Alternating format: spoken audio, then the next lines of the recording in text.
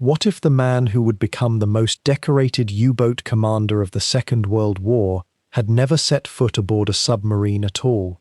What if young Albrecht Brandi, on that fateful day in the early 1940s when he received his transfer order to the submarine service, had requested a desk position instead, or a surface ship command? History would have forgotten him entirely.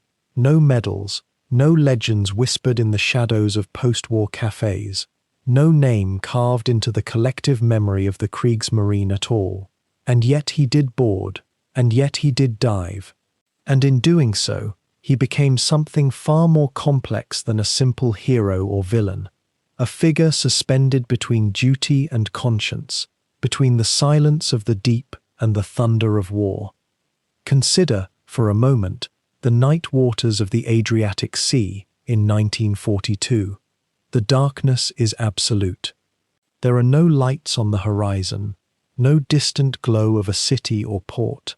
There is only the slow, almost imperceptible rhythm of the submarine's diesel engines, their vibration traveling through every plate of steel, every rivet, every beam that holds the pressure hull together. The sound is not loud, but it is alive. It is the heartbeat of the vessel, steady and patient, waiting. The air inside is thick with salt and oil, and something else, a mineral staleness that comes from breathing recycled air in spaces so confined that a man cannot fully extend his arms. The crew moves in darkness, lit only by the pale glow of instruments and the occasional red-filtered lantern that preserves their night vision. There is no conversation. There has been no conversation for hours. There is only the waiting, only the listening. Above, on the surface, the Mediterranean night rolls on in its ancient patterns. Waves rise and fall with a sound like distant applause. The stars overhead remain untouched by the war, indifferent to the men below, to their fears and their calculations, to the tonnage of British and American cargo that passes through these waters every single day. Somewhere out there, perhaps 5 kilometers away, perhaps 15, there is a merchant vessel, a target, a ship carrying supplies that will never reach Malta or Alexandria or wherever the Allies have sent it. The men aboard the submarine know this, with a certainty that comes from listening devices and signal intelligence, and the patterns that emerge when you spend weeks at a time hunting in confined waters where escape is never guaranteed and detection means death. This moment, the quiet before the torpedo run, this is where our story truly begins. Not in the grand halls of Berlin, where decorations are bestowed and photographs are taken for propaganda purposes. Not in the courtrooms of history, where nations are judged for their actions and their silence. But here, in this narrow steel tube suspended between the surface and the abyss, where a single man's decision will ripple across the war in ways he cannot yet foresee. The man in command of this submarine, the officer whose hand rests lightly on the periscope, whose voice carries in the darkness with a calm that his crew both trusts and fears, is Albrecht Brandi. At this moment in the war, he is not yet famous. He is not yet the holder of medals so extraordinary that the regime itself will struggle to decide what honors are grand enough to suit his accomplishments. He is simply a commander on patrol, doing what he has been trained to do, what the Kriegsmarine has asked of him, what the machinery of war demands. And yet, looking back from the vantage point of decades, we can see in this moment the seeds of everything he will become. How does a man achieve such distinction in an organization built on hierarchy and protocol? How does he rise above the thousands of other officers, many of them equally brave, equally skilled, equally willing to sacrifice? These are the questions that historians and researchers have wrestled with for more than 80 years, finding only partial answers in the fog of wartime claims, in the propaganda that swirled around U-boat aces, in the letters and testimonies of men who were there and remember still. The answer, as it happens, is complicated. It involves skill, certainly, It involves daring and perhaps a touch of recklessness. It involves the peculiar convergence of circumstances that makes one man's particular talents invaluable at precisely the moment when they are most needed.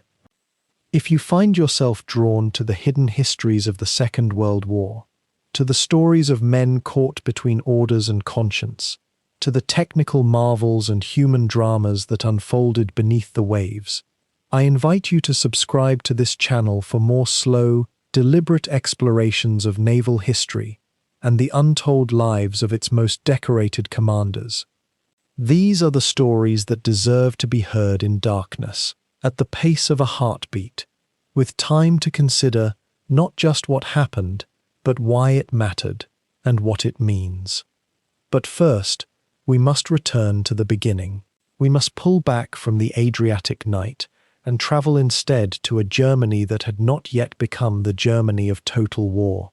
We must meet Albrecht Brandi as a boy, before the submarines, before the medals, before the weight of legend settled on his shoulders like depth-charge concussion. We must understand where he came from, what shaped him, what forces conspired to place him in that darkened steel vessel in the autumn of 1942, listening to the distant throb of an enemy merchant ship's engines, preparing to do something that would echo through the rest of his life. The post-war years would bring their own silence, their own need for forgetting. But in these waters, on these nights, there was only the present moment, only the next decision, only the machinery of war, turning endlessly, grinding on toward an ending that no one yet could clearly foresee. And in that grinding, in that endless turning of gears and levers and human will, the story of Albrecht Brandi would unfold, piece by piece, decision by decision, torpedo by torpedo, until his name became one that whispered through the naval academies and the histories of a nation, a name that represented something both terrible and, in its own strange way, magnificent. The name Albrecht Brandi surfaces rarely in popular histories of the war, tucked quietly into footnotes and specialist monographs, a figure whose prominence somehow never quite matched the weight of his achievements. Yet in the corridors of the Kriegsmarine itself, among the officers who kept the records and tallied the tonnage sent to the bottom of the sea, his standing was extraordinary. Most decorated U-boat commander of the entire war, they said, a ranking that sits uneasily in the historical record, contested sometimes by later scholars, confirmed by others with absolute certainty. How does a man born in relative obscurity, commanding what many considered the lowest rung of the submarine service, ascend to such heights? The question itself invites us to consider what exactly we mean by decoration, by recognition, by the machinery of wartime honor. There were the better-known names, of course. Gunther Prien, whose sinking of the Royal Oak in Scapa Flow became the stuff of legend almost instantly, a feat so audacious it seemed to belong more to mythology than to the mechanics of naval warfare.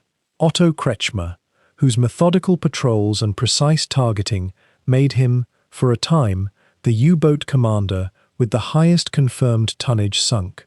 These men entered the consciousness of the German public, and, indeed of their enemies, as symbols, Prien especially, the Knight of the Deep, the hero whose photograph was reproduced in newspapers and whose name mothers whispered to their children as examples of courage and precision. But Brandi operated in a different realm entirely, a quieter one. He served much of his active war in the Mediterranean and the Black Sea, theatres that were distant from the great tonnage battles of the Atlantic, theatres where the audience for heroism was smaller, where the official chroniclers of the war paid less attention. And yet his decorations accumulated, grew heavy with each passing year, until by the war's end his chest bore honours that rivaled or exceeded those of the Atlantic aces who had burned themselves brighter in the public imagination. The mystery deepens when we examine the nature of these honours. The Nazi regime was hardly reluctant to distribute medals and crosses. Propaganda required heroes, and heroes required visible insignia. But there existed a hierarchy even within the hierarchy of decorations, a careful calculus of achievement that was meant, in theory, to reflect actual service and actual results. The Knight's Cross itself was not so numerous as to be meaningless. Every recipient's name mattered. Every addition of oak leaves or swords or diamonds marked a genuine distinction. So how did Brandi accumulate such a collection? Was his achievement so towering that even the selective attention of history has failed to properly illumine it?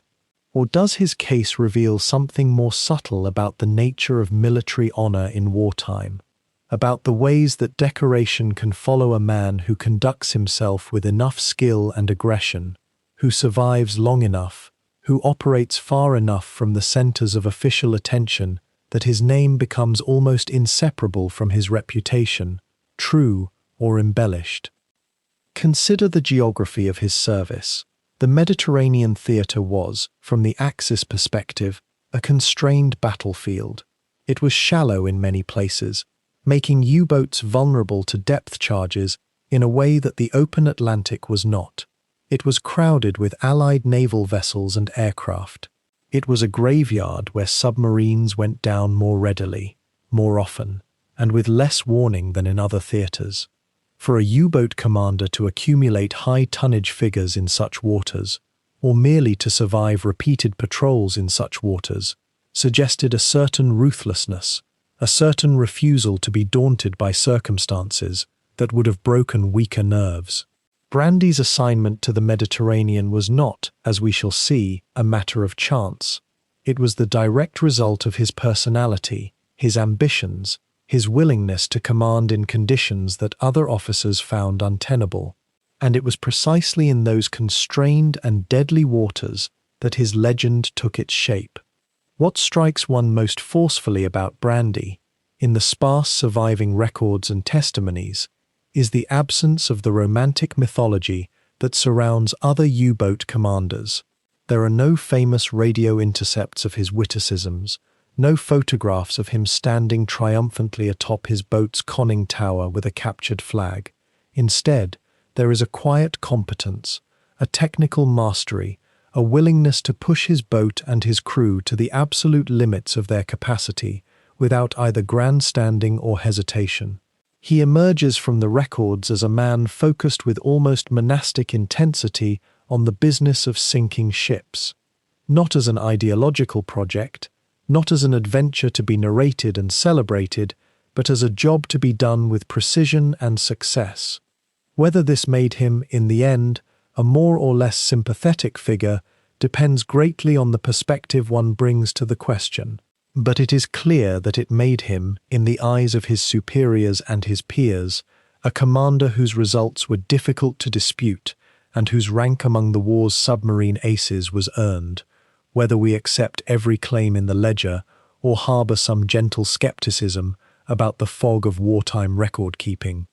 The fact that Brandi's name is not widely known outside specialized circles is itself worth pondering. In an age when history is shaped partly by the permanence of media, by photographs and newsreels and radio broadcasts, a commander who spent his war in distant waters, in cramped compartments of steel, far from cameras and official photographers, was always going to fade from public memory more readily than one who received regular coverage in Berlin newspapers. Yet among those who study the U-boat war with rigor, the naval historians, the archivists, the former crew members who lived to record their experiences, Brandi's reputation has remained steady, even as other legends have been questioned or partially deflated by later research. This suggests that his achievement, whatever its exact dimensions, possessed a certain solidity that popular fame does not require. In the stretches ahead, we will trace the arc of his life with deliberation, beginning not with the roar of diesel engines or the shock of a successful attack, but with the quieter beginnings that made such moments possible. We will move through the decades of peace, through the early years of the Reich's rearmament, through his initial training in the surface navy, and then into the submarine service itself, We will spend time in the cramped quarters of his boats. We'll listen to the rhythms of his commands. We'll follow the patrols that built his reputation step by careful step. And we will sit with the harder questions that his story inevitably raises, about what it means to excel at a profession in service of a regime, about the ways that human competence and human evil can coexist in the same space, about how history remembers those who operated, as Brandi did, in the shadows and the depths. But for now, let us begin with the world that created him, a world that was already transforming in the early years of his life. And it is in this peculiar marriage of obsession and isolation that the figure of Albrecht Brandi emerges from the historical record, not as a household name, but as a commander whose decorations mounted so steadily, so improbably, that even his contemporaries in the high command began to ask how a man commanding what many considered a secondary theatre of submarine warfare had accumulated honours that rivaled those of the war's most celebrated naval figures. The question itself invites us deeper.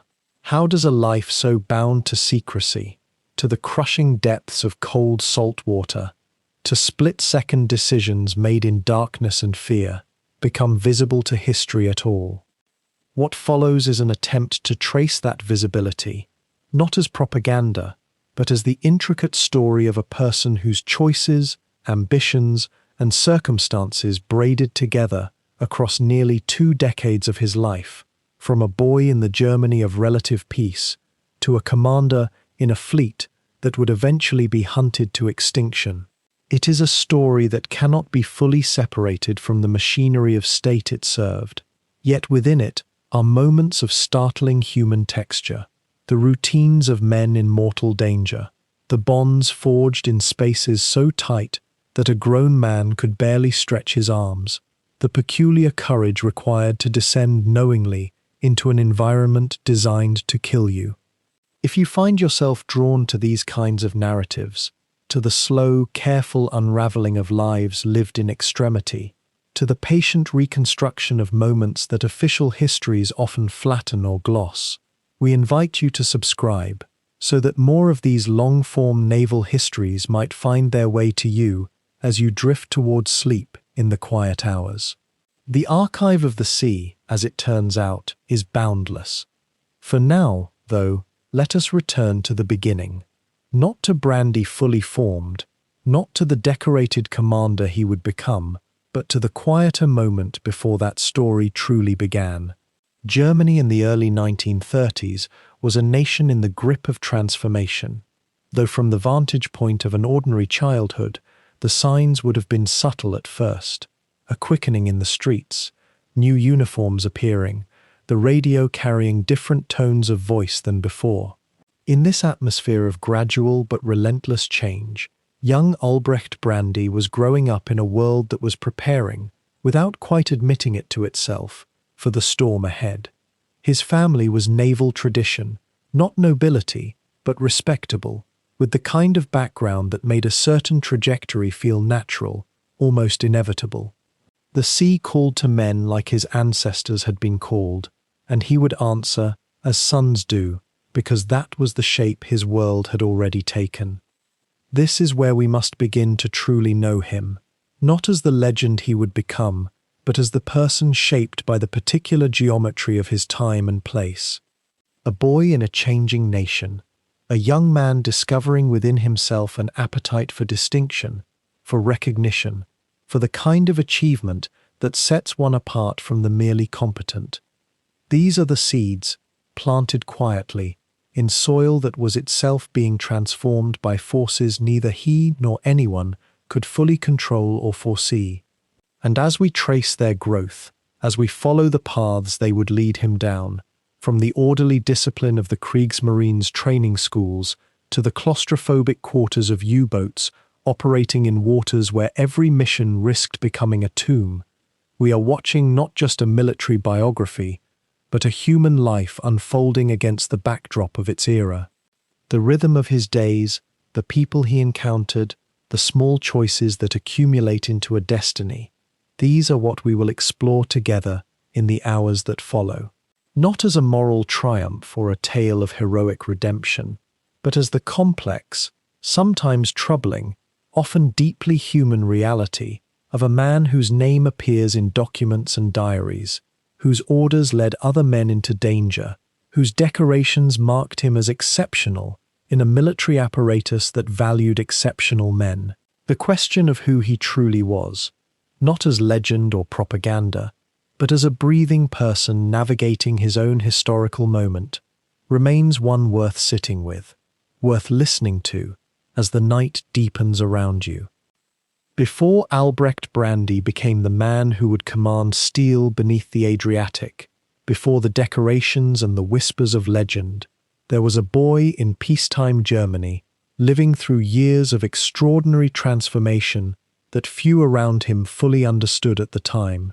The early 1930s were strange years in that country, a period suspended between two worlds, neither quite at peace nor openly at war, where ordinary families went about their lives, while the distant machinery of history began to turn, in ways they could sense but not quite name. Brandi's childhood unfolded in a Germany still bearing the visible scars of the Great War's aftermath. His family moved through the lower reaches of respectable society, neither wealthy nor struggling, the kind of household where discipline was assumed and futures were planned with deliberate care. His father had military connections, and there was in the Brandi household that particular quality found in so many German families of the period, a sense that service to something larger than oneself was not merely an option, but almost an inevitability, a path worn smooth by generations. The boy grew up around stories of honor and duty, words that carried weight in German culture, even as the nation itself remained fractured and uncertain. The Germany of Brandi's youth was a place of peculiar contrasts. In Berlin and in the cities, there was a kind of cultural flowering happening. Cabarets and cinema halls, jazz music filtering in from America despite growing disapproval, women in modern dress, artists experimenting with bold new forms. Yet simultaneously, in provincial towns and in military circles, there was a stiffness, a formality, a deep conservatism that had survived the chaos of the previous decade. Brandi grew up in an atmosphere where both worlds existed, though the newer, more rigid one was gradually asserting itself over the older cosmopolitan currents. His childhood years, roughly 1910 through the 1920s, coincided with Germany's darkest economic period. The hyperinflation of the early 20s, though it had passed before Brandi reached consciousness, had left a kind of scar tissue in the national psychology. By the time he was old enough to observe the world around him, the economy had stabilized somewhat, and there was a brief period, the Dawes Plan years, when Germany seemed almost hopeful again. But that hope was fragile, built on borrowed money and precarious foreign loans, and by the end of the 1920s, as Brandi entered adolescence, the foundations of that stability were beginning to crack beneath the weight of global economic forces entirely beyond any family's control. What made the early 1930s so disorienting for someone growing up in Germany was the way normal life and extraordinary political change seemed to unfold in parallel. A boy would attend school, come home to his mother's prepared meals, do his lessons by lamplight, and all around him the newspapers and radio broadcasts spoke of rising unemployment, failed governments, and a sense that something was being born from the wreckage of the old system. For families with military tradition, there was an additional dimension, the knowledge that Germany's armed forces had been deliberately crippled by the Treaty of Versailles, stripped of their navy, their air force, their capacity to project power. This was not spoken of as tragic so much as humiliating, and humiliation, as any historian can tell you, has always been one of the most combustible emotions in human affairs.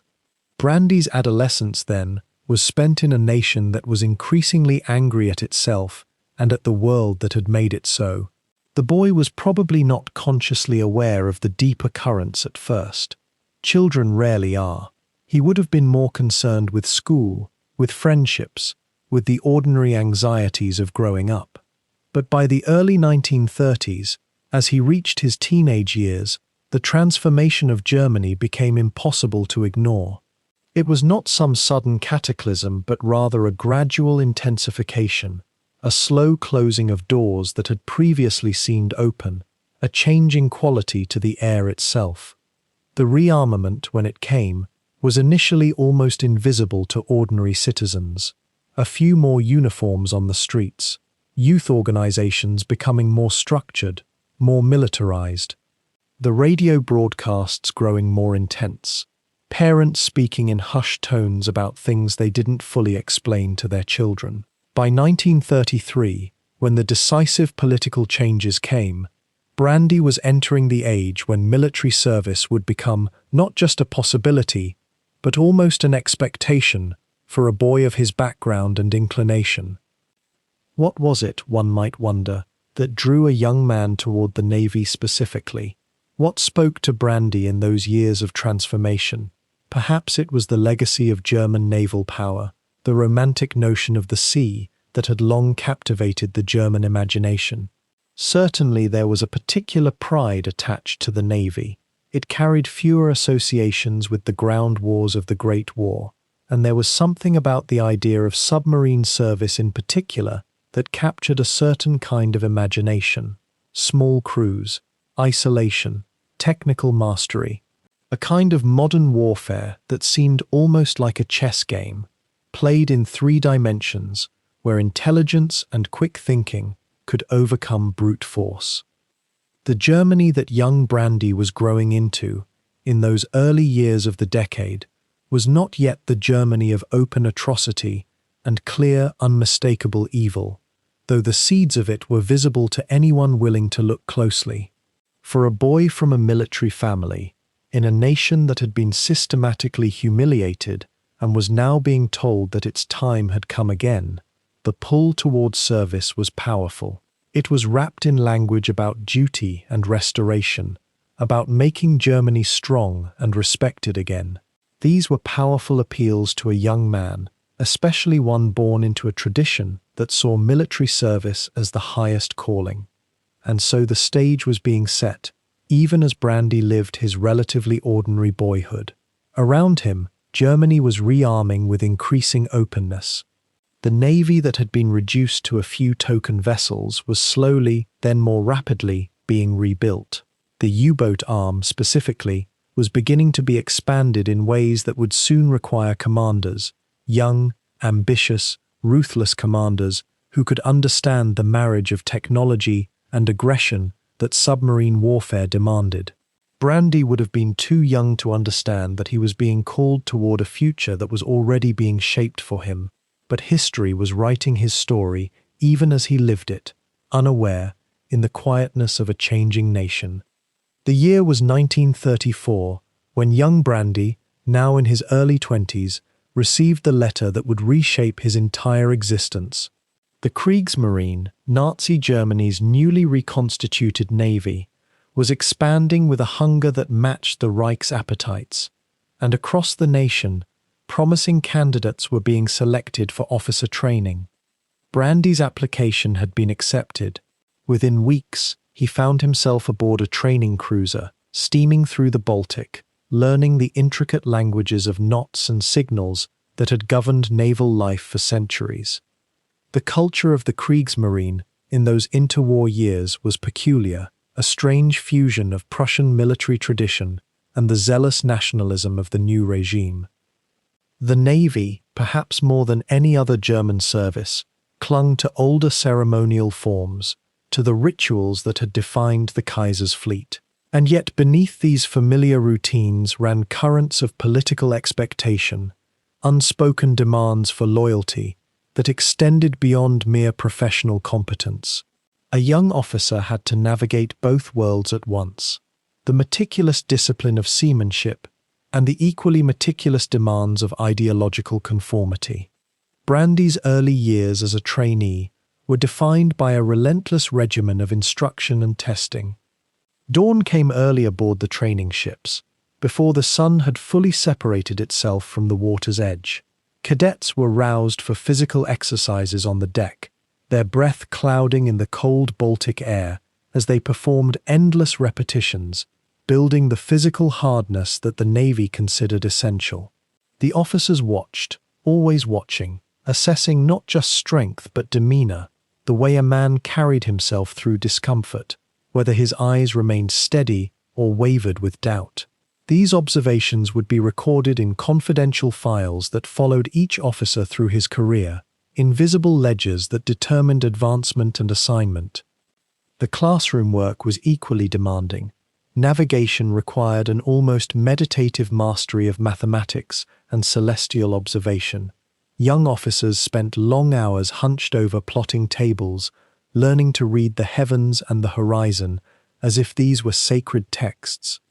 Gunnery instruction was conducted with Prussian precision, every angle memorized, every calculation practiced, until it became as automatic as breathing. There was no room for approximation in naval warfare, or so they were told.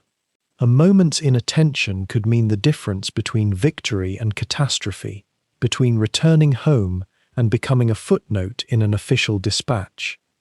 What struck many observers about the Kriegsmarine during these years was the peculiar formality that governed even the most ordinary interactions. Officers and men were separated by rigid hierarchies that extended into every detail of daily life. Different messes, different quarters, different uniforms with different insignia. A rating could not address an officer except when spoken to.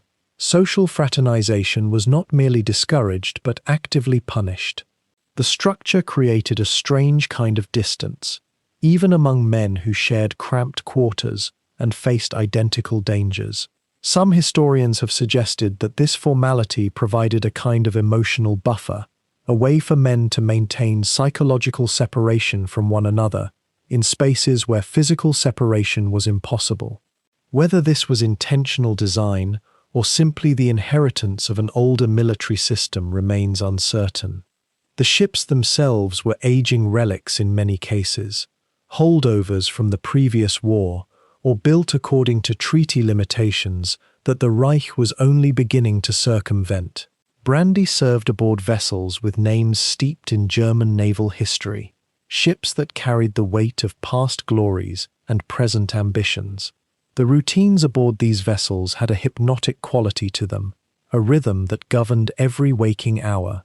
There was a time for everything, for swabbing decks, for maintaining equipment, for study, for the sparse meals that sustained the crew.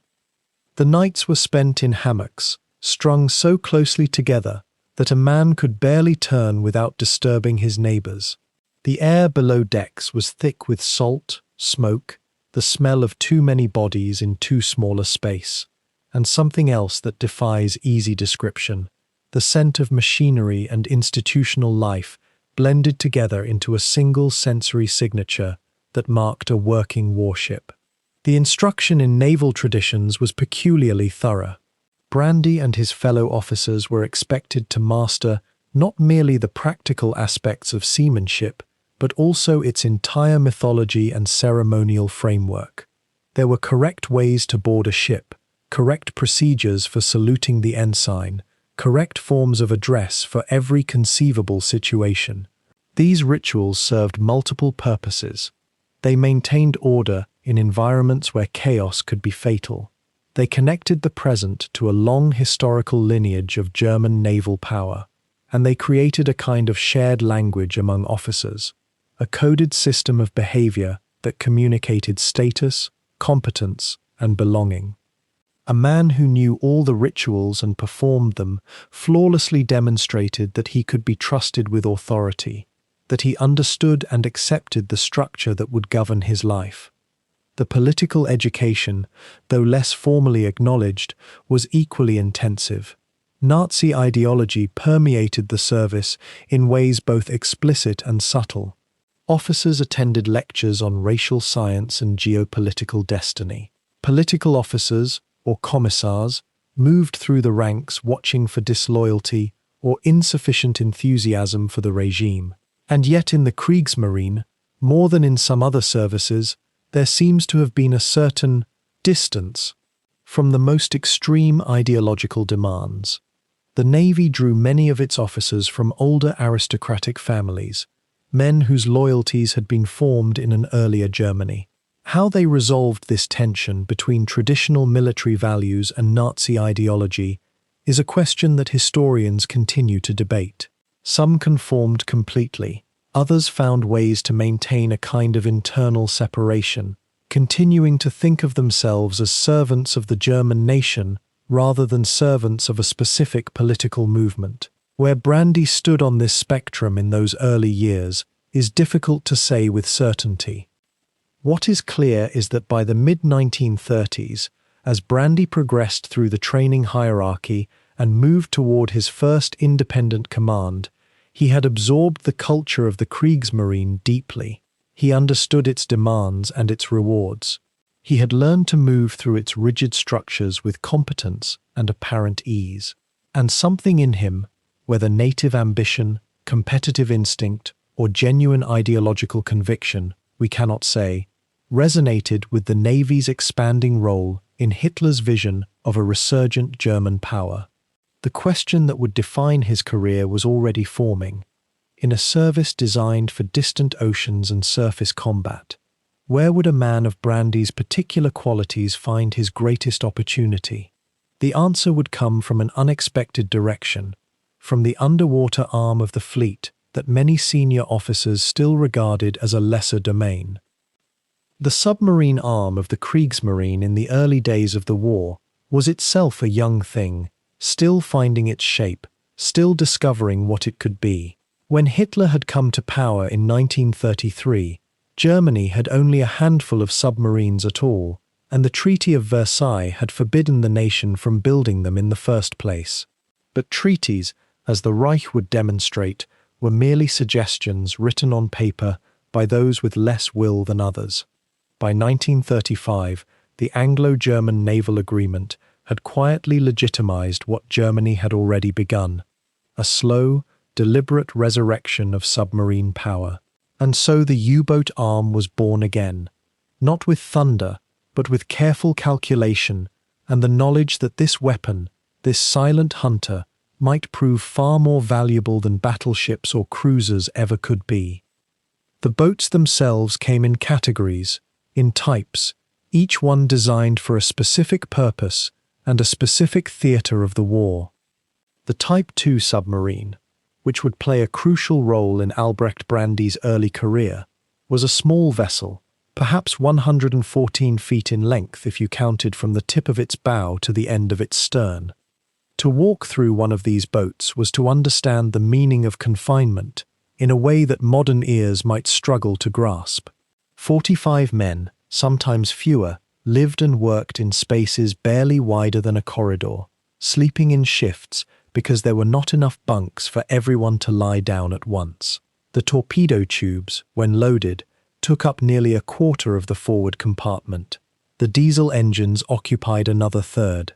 What remained was divided among the control room, the radio shack, the galley no larger than a kitchen cabinet, and the crew's quarters where men breathed recycled air, thick with the smell of unwashed bodies, diesel fuel, and something indefinable that the sailors themselves could never quite name. These Type 2 boats, the earliest submarines the Kriegsmarine deployed in quantity, were seen by many within the Navy as small, coastal craft. Not true U-boats at all, in the thinking of certain senior officers, but rather canoes. The word was sometimes said with a faint curl of dismissal. They were too limited in range, too shallow in their diving depth, too modest in their torpedo load to be considered serious weapons of war. They could operate in the coastal waters of the North Sea and the Atlantic fringes, or they could be transported by surface vessels, or even partially disassembled and loaded onto railway cars to be moved hundreds of miles to new theatres. This last capability, peculiar as it was, would prove essential when the Kriegsmarine decided to establish a submarine presence in the Mediterranean Sea and the Black Sea, landlocked waters that required boats small enough to be broken into sections and carried overland or through the Strait of Gibraltar on their own meager power. The Type 7 submarine, by contrast, was a different creature entirely.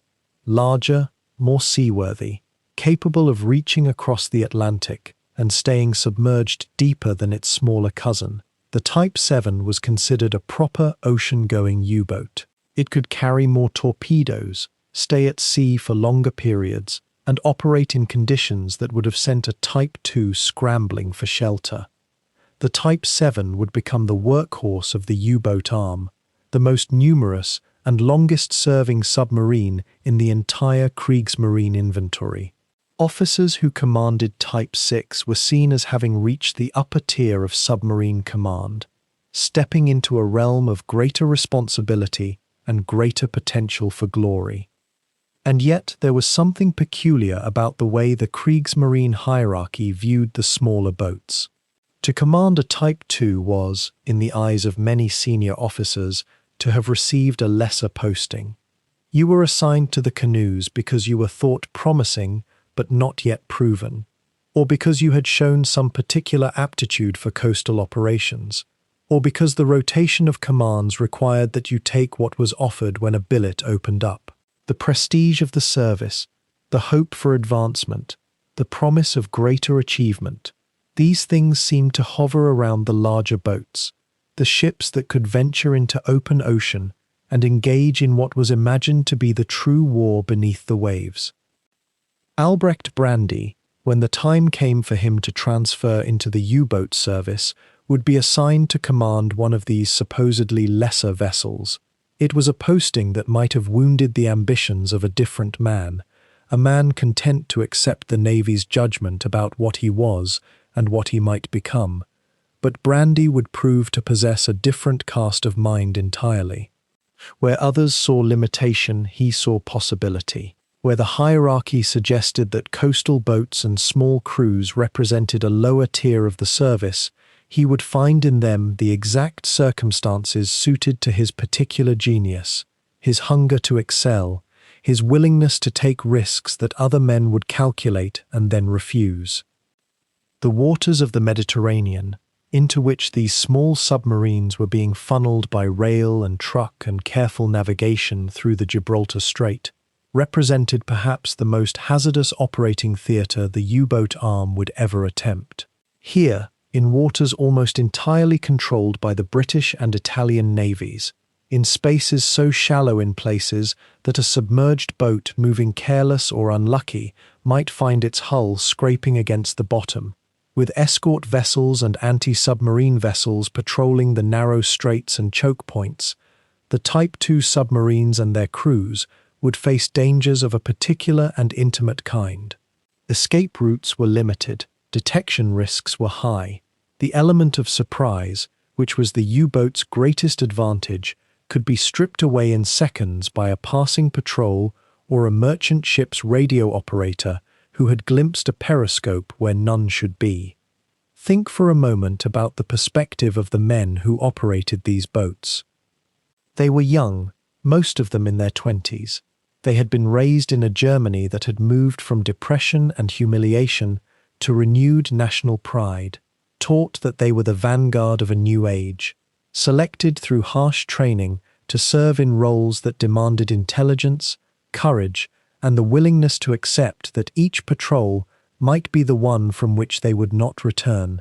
The Navy, the Kriegsmarine, had cultivated in them a particular kind of pride, not arrogance exactly, but a deep sense that they had been chosen for something extraordinary, that they were part of a service with history and tradition and honor.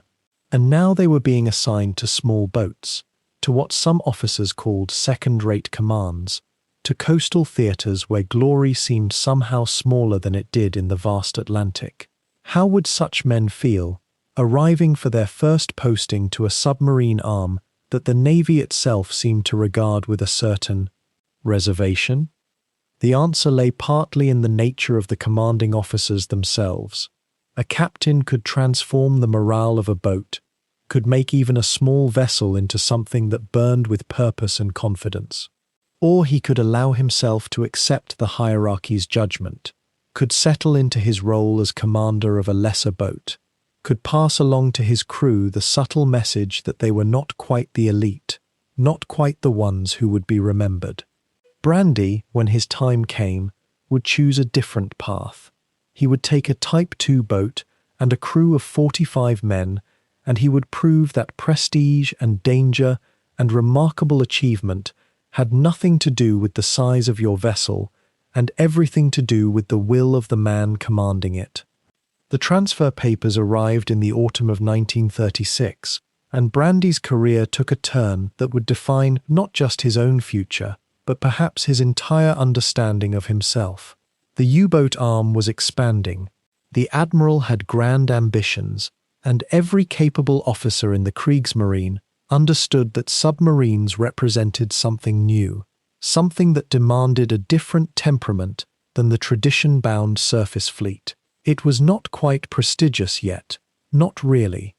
The battleships and cruisers still held the prestige, the pageantry, the sense of Germany's rightful place in the order of the seas.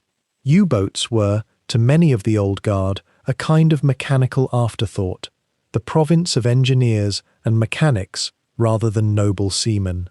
And yet for an ambitious young officer, one not content to wait decades for command, the U-boat service offered something irresistible: speed, speed of advancement, speed of action, the possibility that a man of talent and hunger might rise far faster than he ever would on a battleship bridge, where rank moved like glaciers.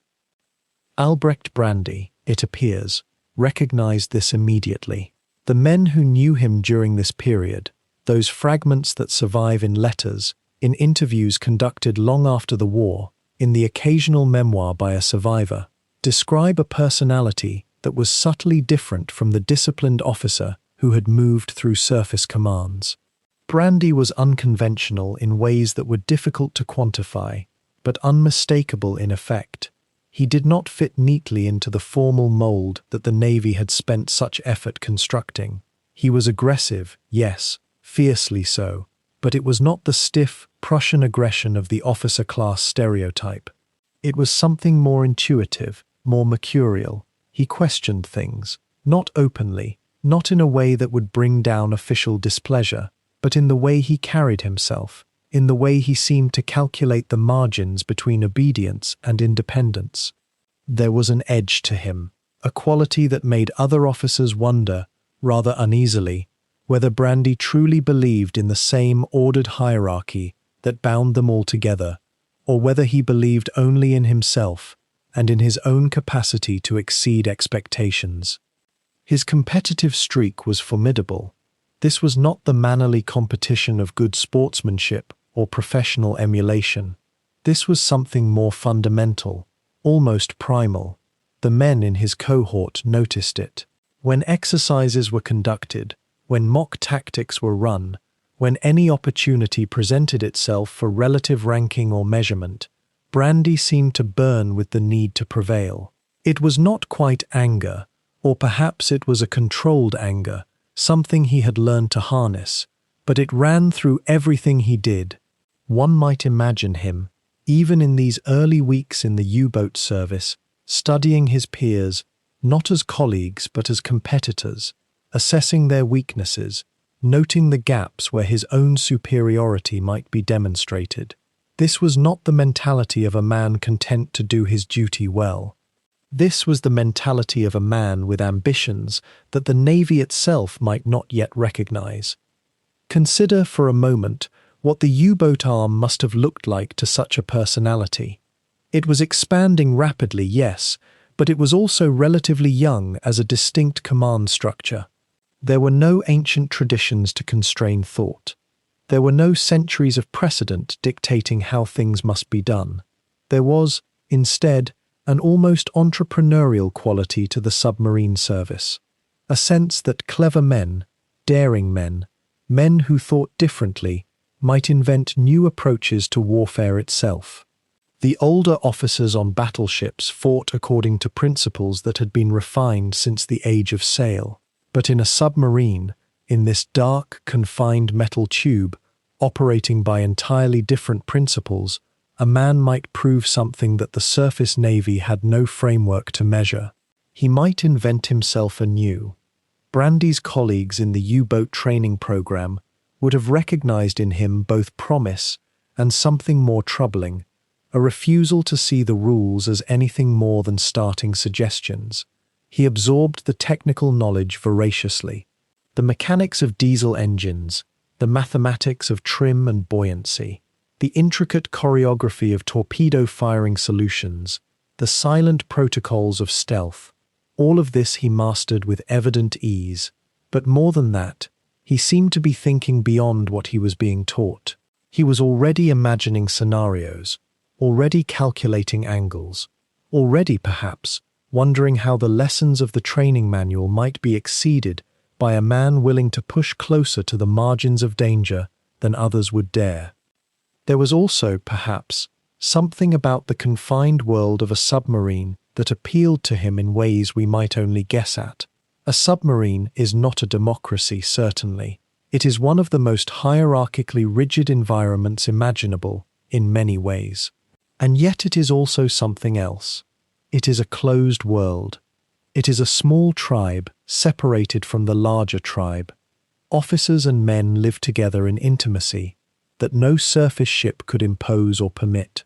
Decisions must be made quickly, with only the information available within those steel walls. There is no running back to headquarters. There is no appeal to a distant authority. A U-boat commander, once he was submerged and hunting, was more autonomous than almost any other military officer in the Third Reich. The submarine took a particular man and gave him a particular kind of power.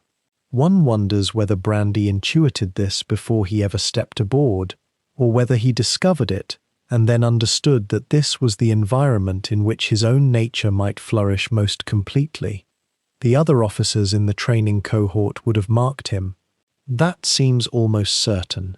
There would have been something about the quality of his attention, the intensity with which he moved through the curriculum, that would have suggested to his instructors and peers alike that here was someone who would not simply follow the standard trajectory of a U-boat captain. Here was someone who would take the tools and the knowledge being offered to him and attempt something perhaps more ambitious than the Navy's formal doctrine quite anticipated.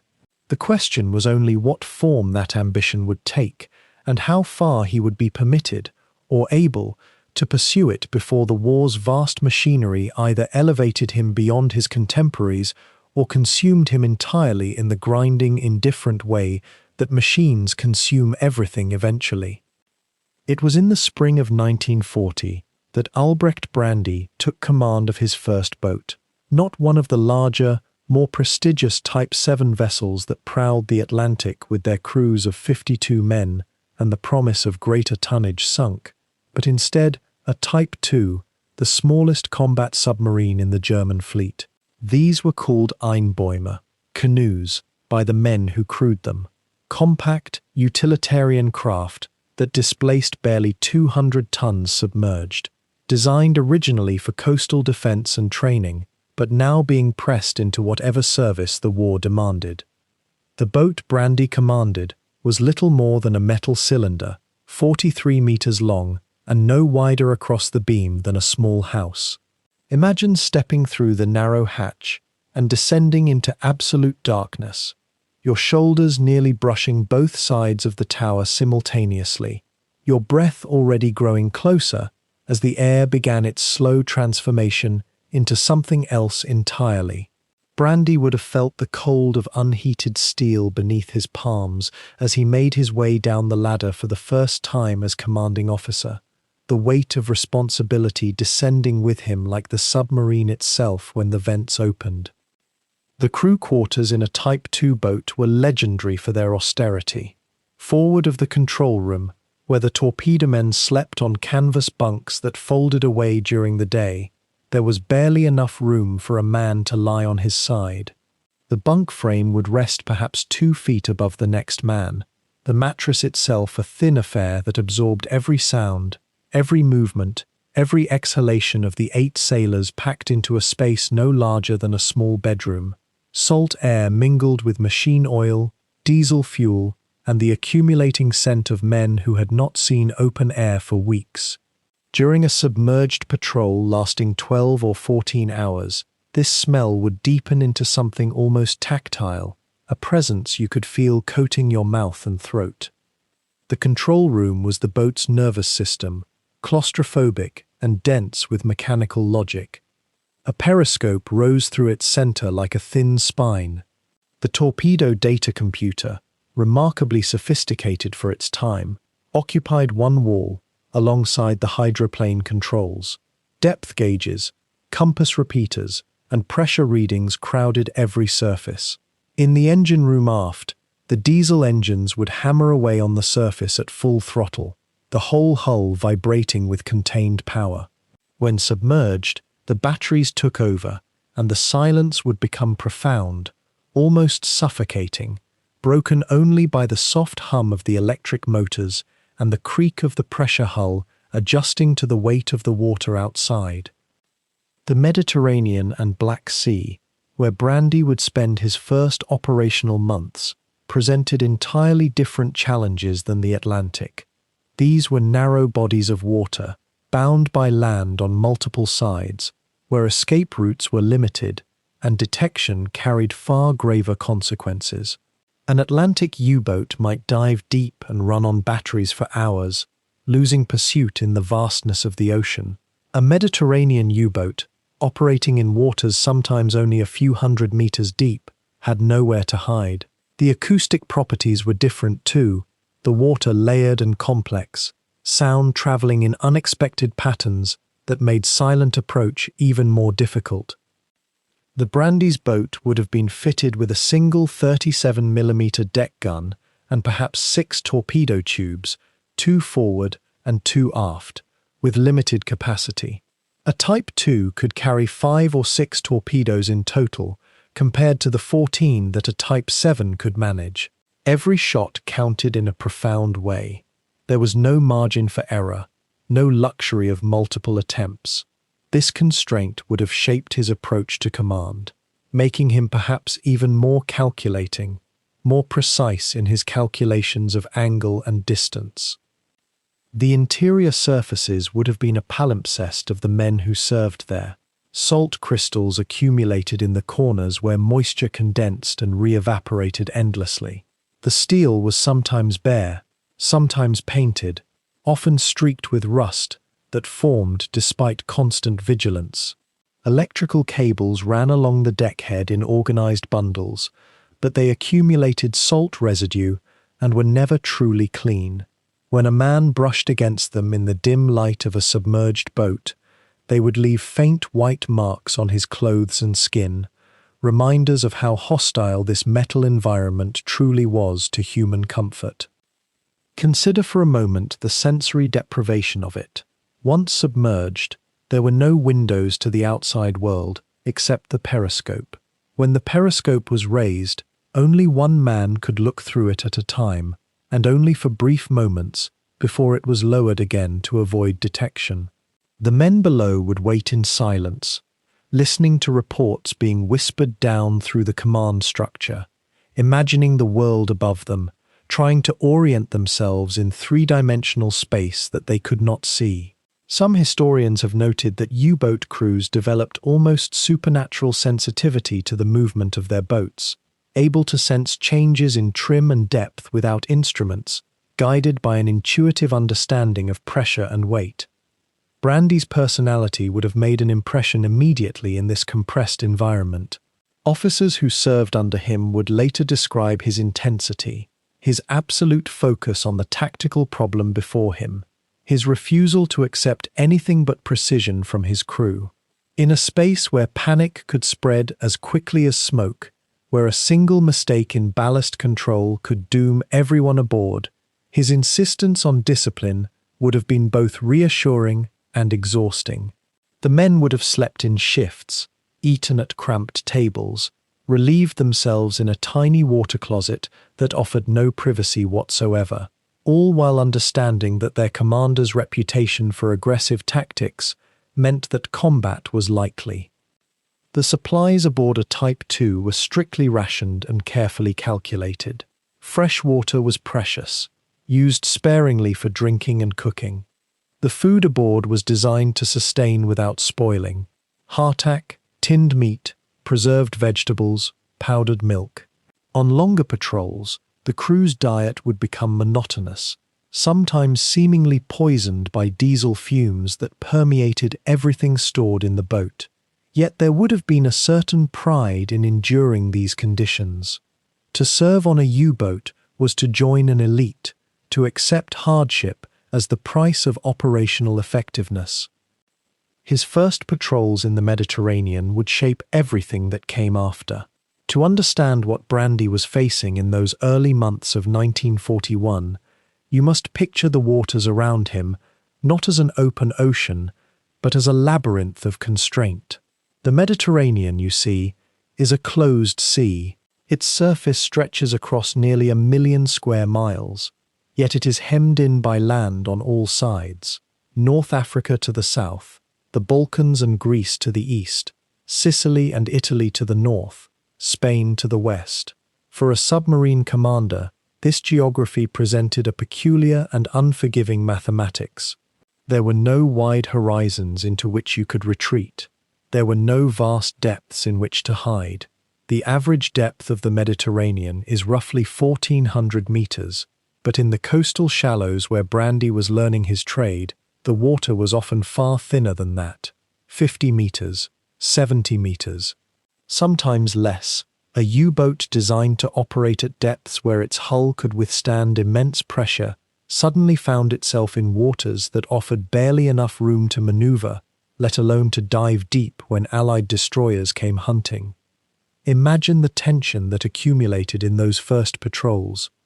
Brandi would take his small Type 2 boat out from Italian or German-held ports, Palermo sometimes, or Messina, with his crew of maybe 25 men packed into a steel tube.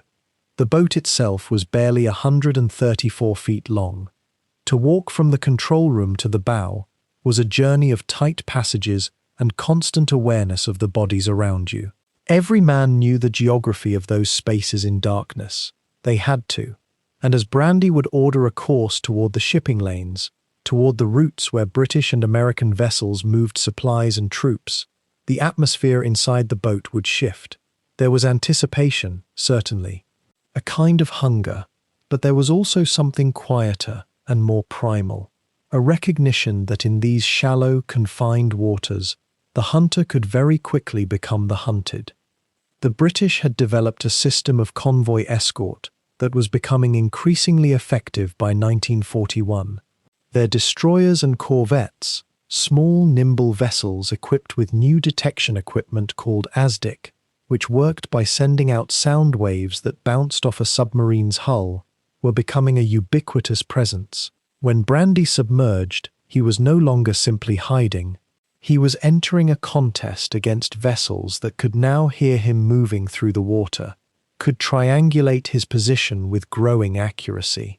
The old rules of submarine warfare, the ones that had been written in the Great War, when boats operated with almost impunity in these same waters, no longer fully applied. What made Brandi's early patrols particularly testing was the lack of true refuge. In the Atlantic, far to the north and west, larger U-boats with greater range and deeper draft could operate in the open ocean, running on the surface at night to build distance between themselves and any pursuing escorts. They could submerge at dawn and then quietly sink away to depths that made them nearly undetectable. But in the Mediterranean, escape routes were psychological illusions. A U-boat could not simply run westward and disappear into the vastness. Run far enough, and you encountered the narrow strait at Gibraltar, guarded ferociously by British forces. Turn south toward Africa, and you entered waters controlled by the Royal Navy. Turn east, and you were running deeper into a sea ringed by enemy bases. Imagine the peculiar claustrophobia of that realization. The more space you appeared to have, the more trapped you actually were. Brandi's patrols typically lasted 3 to 4 weeks. He would cruise on the surface at night, conserving battery power, his diesel engines pushing the small boat forward at perhaps 12 knots. The sound of those engines carried for miles through the water. He knew this. Every experienced captain knew this. The trick was to find targets and sink them before the escorts could close in and force you into a prolonged underwater chase. Submerged, running on batteries alone, the boat's speed dropped to perhaps 4 or 5 knots. Battery power was finite. Every hour you remained submerged cost you. Every torpedo you fired was ammunition you no longer carried. The mathematics of submarine warfare was unforgiving. You had a limited magazine. You had limited endurance. You had to make every moment, every sortie, every shot count. During daylight, submerged, Brandi would move slowly through the water, scanning through the periscope for the telltale shapes of merchants or warships. The periscope itself was vulnerable.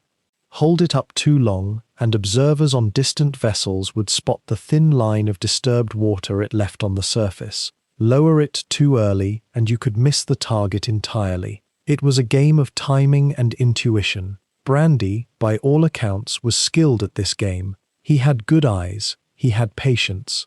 He had an instinct for reading the positions and trajectories of distant ships, for understanding where they would be when his torpedoes arrived.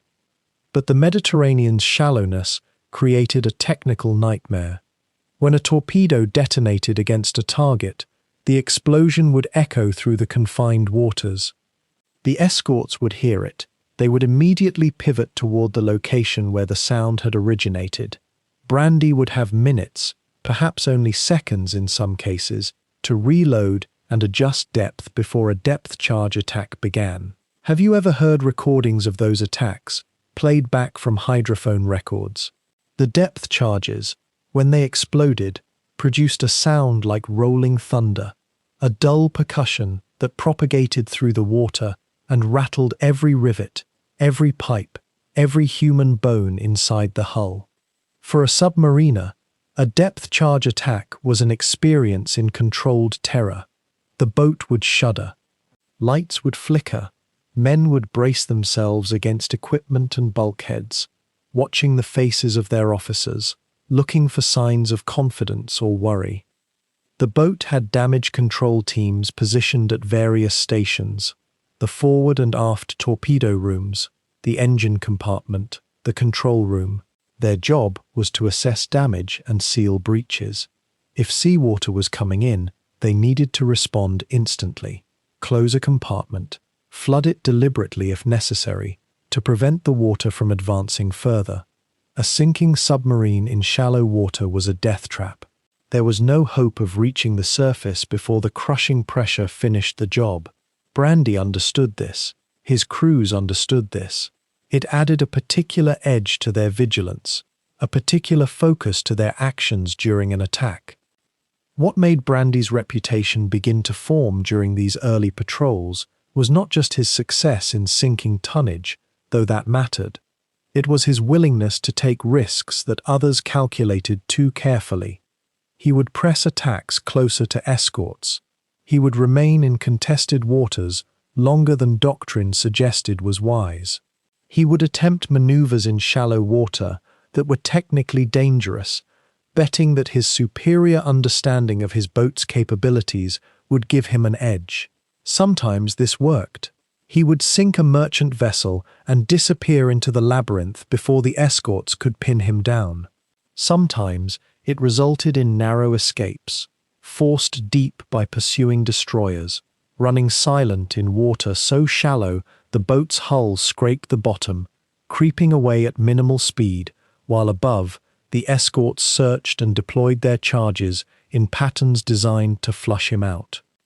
The crews under his command began to develop a particular esprit de corps. There was pride in serving under a commander who seemed to possess an extra degree of courage or recklessness, depending on one's perspective.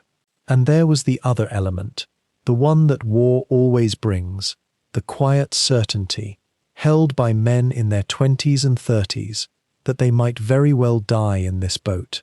That awareness, that fundamental acceptance of mortality, can create a strange kind of camaraderie.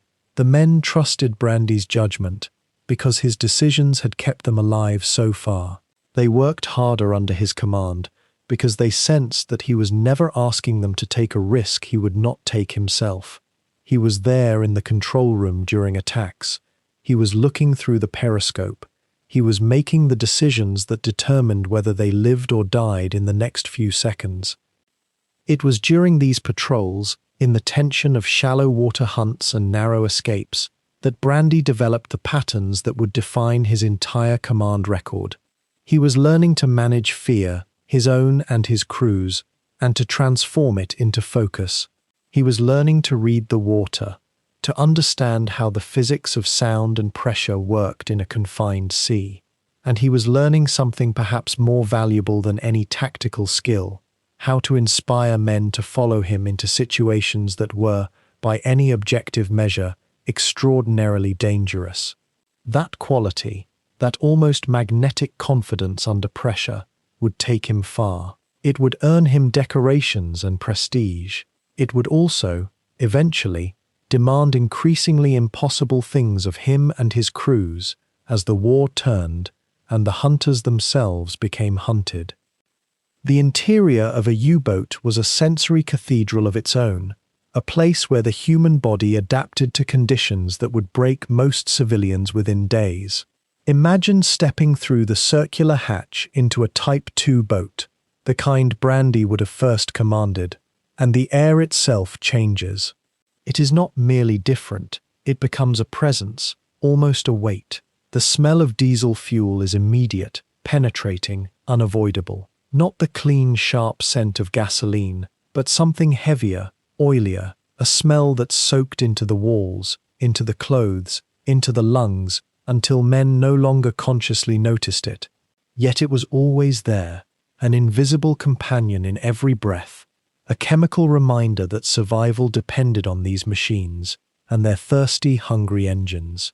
The diesel mixed with other odors, the salt rust of metal, the faint, sweet staleness of recycled air, the particular smell of unwashed men living in quarters where one submarine might hold 60 souls in a space no larger than a modest apartment.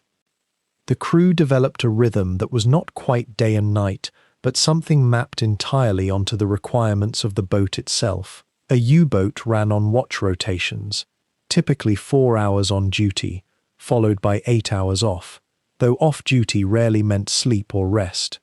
A man might emerge from his bunk, and they were bunks stacked 3 high in the forward torpedo room, so close that a sleeper could barely roll over without touching the one above, and find every inch of available space occupied. There were no corridors in the way surface dwellers understood them. There was a central passageway, barely wide enough for one man to move through sideways, and compartments branching off it like the chambers of a heart. The engine room aft was unbearably hot. The torpedo room forward was cramped and smelled of metal and gun oil.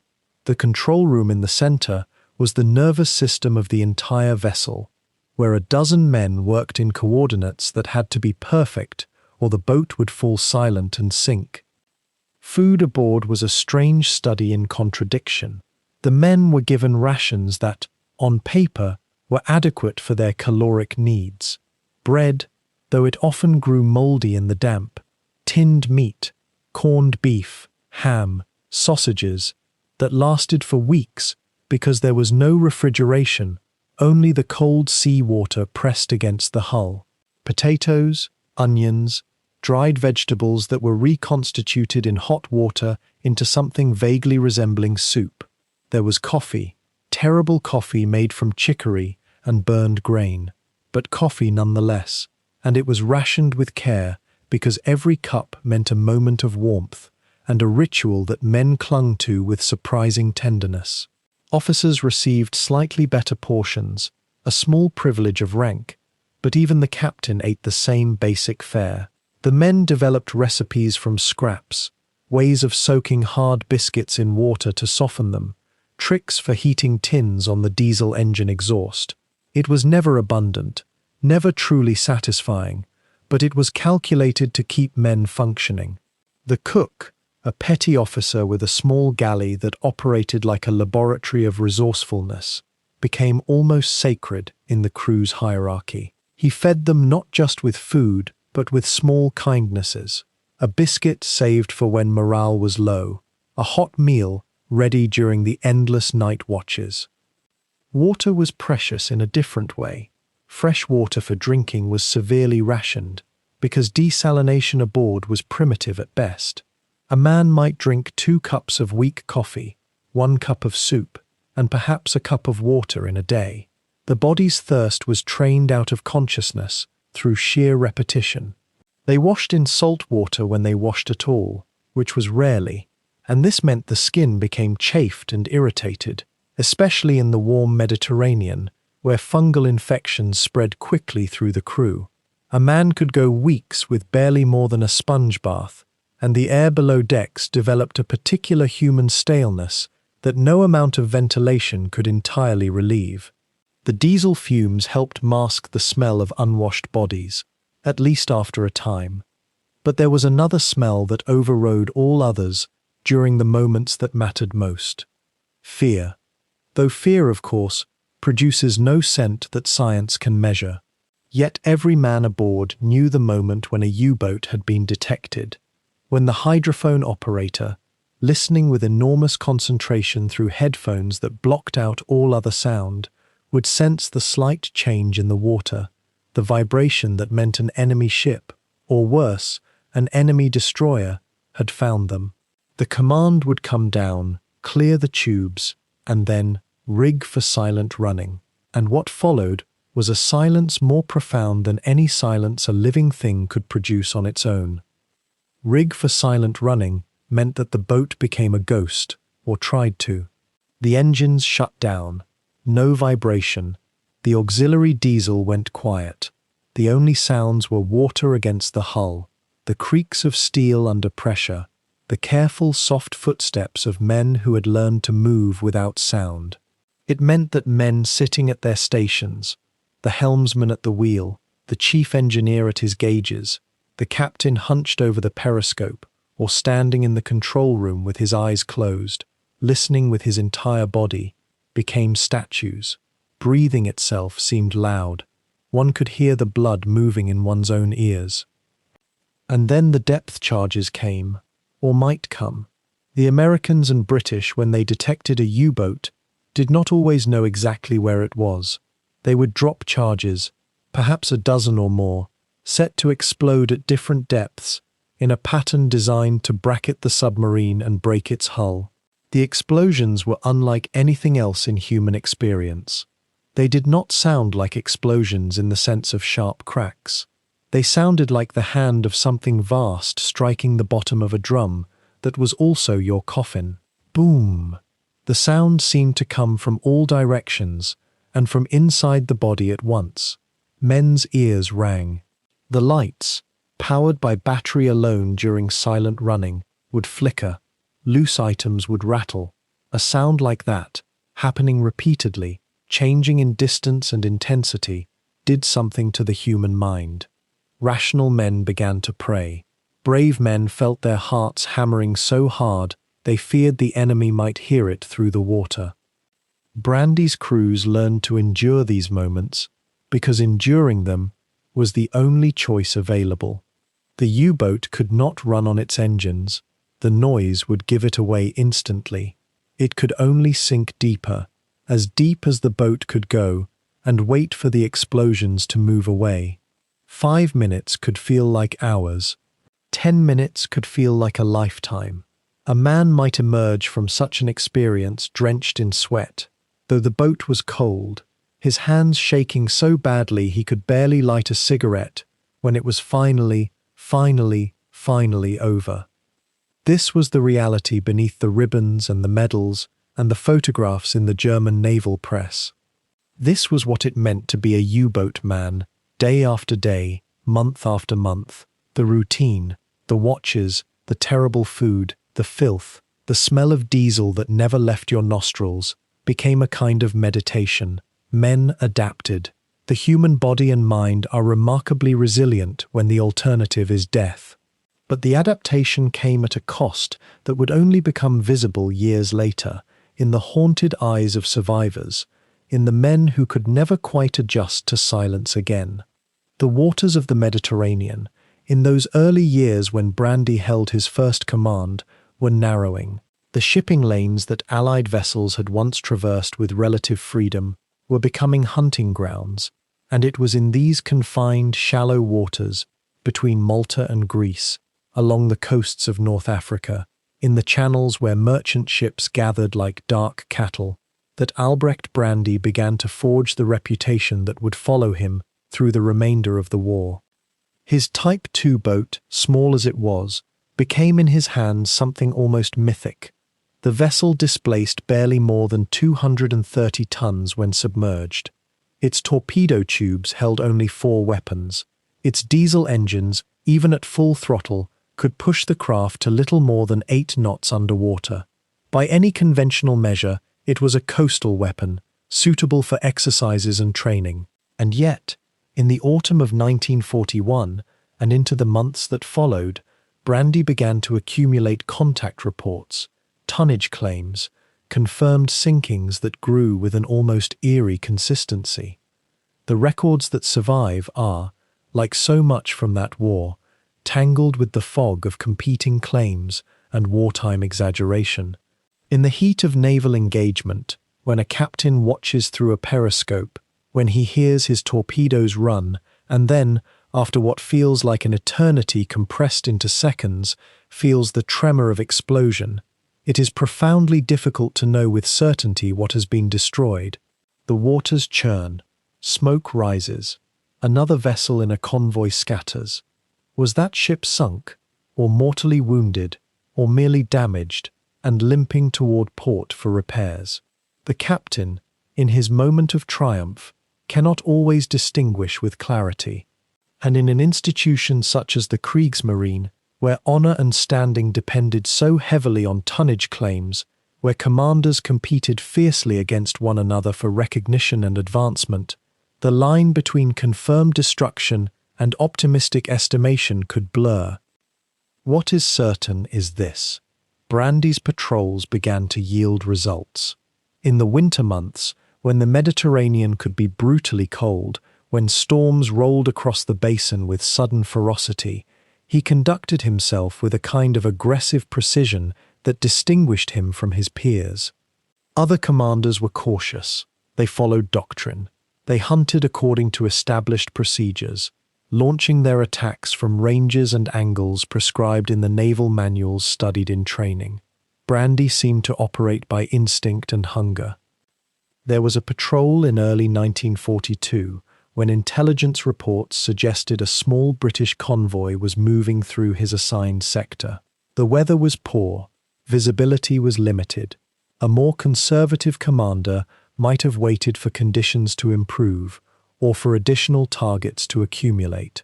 Brandi instead pressed forward through the murk, maneuvering his cramped vessel with something approaching recklessness, positioning himself ahead of the convoy's anticipated course. When the ships emerged from the haze, he was already in position. His torpedoes found their targets. A transport vessel, roughly 4,000 tons, went down. Another was damaged. His crew, packed into that tiny hull, felt the shock of their own weapons' detonation through the steel walls surrounding them, and they understood, in that moment, that they served under a commander who was willing to take extraordinary risks. Word of such actions spreads through the U-boat force with remarkable speed. The crews talk. The officers gossip in the mess halls and the dockyards. Stories grow. A man who has sunk a 4,000-ton freighter by daylight in clear water becomes the man who sank it through a screen of destroyers while surfaced and at ramming speed. Accounts accumulate and transform. By the time a commander's reputation reaches the ears of the senior admirals in Berlin, it has taken on a kind of legendary quality that may bear only a loose relationship to the facts that generated it. Yet Brandi was undeniably effective. His patrols produced results. His tonnage figures, whether we accept them in their entirety or regard them with some skepticism, were substantial, and in an institution starved for heroes and desperate to publicize successes, particularly as the U-boat campaign faced increasing Allied countermeasures, a commander who could produce concrete results was a valuable commodity. He became someone to watch. Senior officers began to follow his patrols with interest. His reports were read closely. When he arrived in port, when he walked the docks, or appeared in the officers' club, there was a quality of attention that follows competence and daring. The attacks continued through 1942 and into 1943. The Mediterranean, that ancient sea where so many vessels had foundered across millennia, became for Brandi a theatre of increasingly bold operations. He pursued convoys. He attacked independently routed ships. He developed tactics that exploited the particular characteristics of his small boat, its minimal acoustic signature, its ability to maneuver in tight quarters, its capacity to remain submerged for long periods when necessary, though never long enough, never quite long enough to escape when the depth charges began to fall around him and the pressure mounted and the crew fell silent in the darkness. During one patrol in the spring of 1943, Brandi's boat encountered a British cargo ship, a single vessel travelling alone. Such opportunities were rare and precious. The isolation of the target suggested either an error in route or perhaps a vessel moving deliberately outside normal shipping lanes. Brandi attacked at periscope depth in daylight, a maneuver that carried substantial risk. A vigilant lookout on the merchant vessel or a patrolling aircraft could have detected him, but the attack was executed with a kind of cold precision. His torpedo ran true. The ship's stern erupted. Within minutes, the vessel was sinking, its crew abandoning into the cold Mediterranean water. These actions, catalogued and reported and digested by the Kriegsmarine's Central Command, accumulated into something that transcended mere combat record. They became the foundation of mythology. A young commander, still in his early 30s, was rising through the ranks not because of family connections or political reliability, but because he could produce results. In the paranoid, competitive atmosphere of Nazi Germany's military apparatus, such objective success could not be ignored or suppressed. The propaganda machine, always hungry for stories of German prowess and daring, took note. Journalists were encouraged to mention his name. Fleet commanders offered him opportunities for advancement. The awards that the regime dispensed, those ornate medals and decorations that signified favor and achievement, began to accumulate on his dress uniform. But reputation, once earned through genuine accomplishment, begins to feed upon itself. Brandi's growing fame meant that every attack he conducted received scrutiny and emphasis. His claims were treated with greater credibility than those of lesser-known commanders. When other officers might have their tonnage estimates questioned or revised downward by official review boards, Brandi's figures were more readily accepted. The man who has proven himself becomes the man whom others presume will continue to prove himself. Success, in other words, breeds its own kind of momentum, a social and institutional force that can carry a reputation forward even when the concrete achievements underlying it might not bear the weight that reputation suggests. What remains impossible to determine, across the decades that have followed the war's end, is precisely where the line lay between Brandi's genuine accomplishments and the myth-making that accumulated around them. Naval historians, examining the records of Allied shipping losses, have been able to confirm some of his claims with certainty. Other tonnage figures attributed to him rest on less solid ground. Some ships that Brandi reported sinking were indeed lost, but it remains unclear whether his torpedoes or those of another commander delivered the fatal blow, or whether the vessel went down to an entirely different cause. In the confusion and chaos of wartime, with multiple submarines operating in the same waters, with poor communication and the limits of intelligence, such ambiguities were inevitable. Perhaps that is the real story of Brandi's rise. Not that he was uniquely skilled or uniquely fortunate, though he may have been both, but rather that he emerged at a moment when the U-boat force needed heroes, when the German propaganda apparatus was desperate for evidence of martial superiority, and when the gap between confirmed fact and compelling narrative could expand almost without limit. He became not merely what his record suggested, but what the institution needed him to be. And from that collision between individual accomplishment and institutional need, a legend was born, one that would overshadow the quieter men who served alongside him, and the countless crews whose names were never recorded in the official chronicles, whose sinkings were never celebrated, whose courage was measured only in their own survival or in the manner of their deaths. By the time Brandi's name began to circulate among the higher officers of the Kriegsmarine, Germany's entire system of military honors had already become something more than mere recognition of deeds.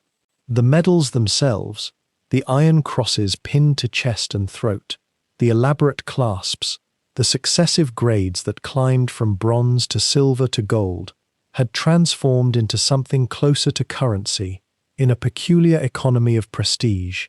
The regime understood, with almost mathematical precision, that a soldier's valor was also a story to be told, refined, broadcast, and polished until it gleamed in the public consciousness far brighter than any actual deed might warrant.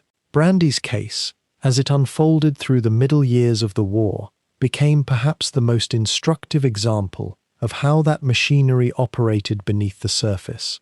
The Knight's Cross itself, that heavy cross of white and black, suspended from a black and white ribbon, was never merely a medal. It was a pronouncement.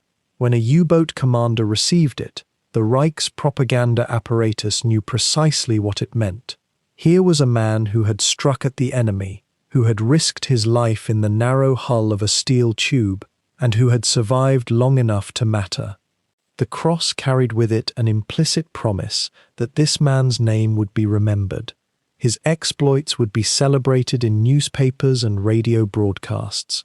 His photograph would appear in magazines read by families across the Reich. It was, in essence, immortality of a sort. And for men like Brandi, who possessed an almost unquenchable hunger for recognition, for distinction, for the knowledge that his name would outlast the war itself, the prospect of that cross was something close to intoxicating. But the Knight's Cross alone, by the later stages of the war, had begun to feel insufficient. The Reich had created a series of additions to the basic honor, escalations of prestige that kept pace with the rising desperation of the conflict. The oak leaves came next, a delicate wreath of oak foliage that was attached to the cross itself, meant to signify a higher tier of accomplishment. Then came the swords, a pair of crossed swords that could be pinned above the oak leaves, and finally, for only a handful of men who had achieved what the regime deemed to be truly exceptional feats, there were the diamonds, tiny glittering gems set into the metalwork, a crown of crystalline brilliance that caught the light and seemed to suggest that these few men had transcended ordinary heroism altogether. How many ships sunk, precisely, earned a man each subsequent grade? The answer was never entirely consistent. The numbers fluctuated depending on the type of vessel, the tonnage, the circumstances of the sinking, and perhaps most importantly, the political atmosphere surrounding the award. A commander who had sunk 4 large merchantmen might receive the swords in one phase of the war, while another who had sunk 6 smaller vessels might receive nothing but the oak leaves. The inconsistency was not accidental. It allowed the propaganda ministry to distribute honors according to a logic that served the regime's broader narrative needs, not merely the cold arithmetic of confirmed kills. And in Brandi's case, there seemed to be a particular eagerness to ensure that his name accumulated honors with a kind of relentless momentum, as if each award was designed to make the next one seem inevitable. By mid-1943, when Brandi was presented with the Knight's Cross, the specific circumstances of the ceremony itself carefully orchestrated for maximum effect, the machinery of celebration had already begun to turn. Photographs were taken, formal announcements were drafted, and the U-boat arm's own internal propaganda publications began to construct the narrative of Brandi's rise. But what made his case particularly fascinating was the timing. The U-boat war itself was beginning to falter. The Allies were sinking boats faster than Germany could build them. The new radar and sonar technologies were stripping away the submarine's greatest advantage, which had always been invisibility. And yet, just as the actual facts of the campaign were growing grimmer by the month, the honors being distributed to its most successful commanders seemed to grow more elaborate, more ceremonial, more invested with symbolic weight. The oak leaves followed within months, then the swords. Each time, there was a formal announcement, a radio address perhaps, a mention in the party newspapers. Brandi's face appeared in publications that reached every corner of the Reich. Here was a man who had dedicated himself to the destruction of the enemy, who had braved the deep and emerged victorious again and again. Here was a man who had paid the price of devotion to duty with the scars that would mark him forever. The regime seemed to understand, at some level, that the more desperate the military situation became, the more crucial it was to have stories of heroism to tell, names to celebrate, images of triumph to project across the airwaves into anxious living rooms across Germany. What few listeners to those broadcasts would have known, however, was the degree to which the numbers themselves were subject to interpretation. When a U-boat claimed a sinking, that claim had to be verified through naval intelligence sources, through reports from other boats, through any available documentation. But verification itself was a process riddled with uncertainty. A ship sunk in darkness, at a distance, observed through a periscope in murky water. How could anyone be entirely certain of what had happened? And as the war progressed, the pressure to confirm victories became more intense, not less. The High Command needed successes.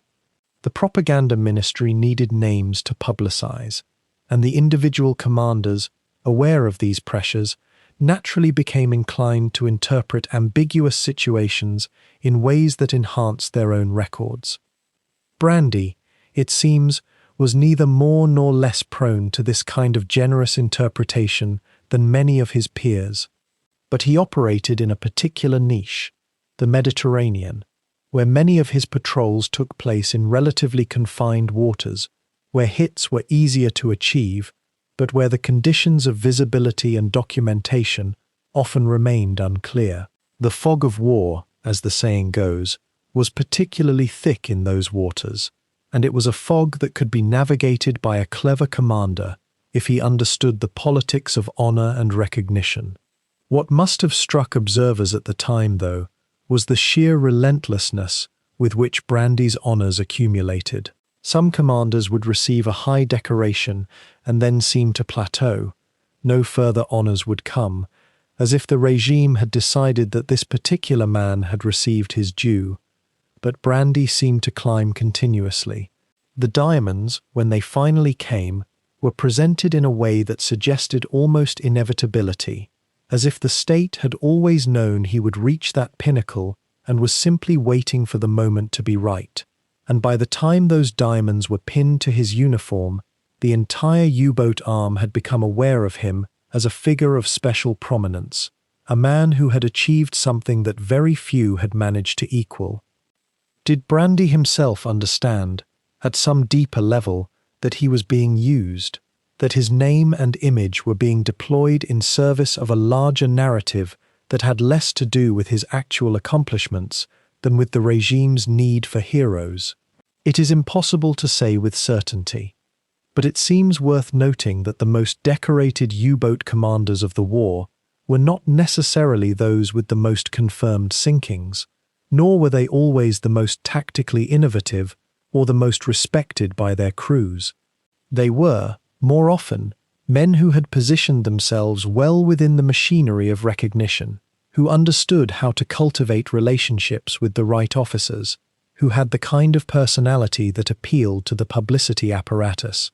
Brandi, in that sense, was perhaps more successful than most. Yet what emerges, when one reads beneath the official tallies and the propaganda photographs, is a curious truth about how nations craft legends from the dust of war.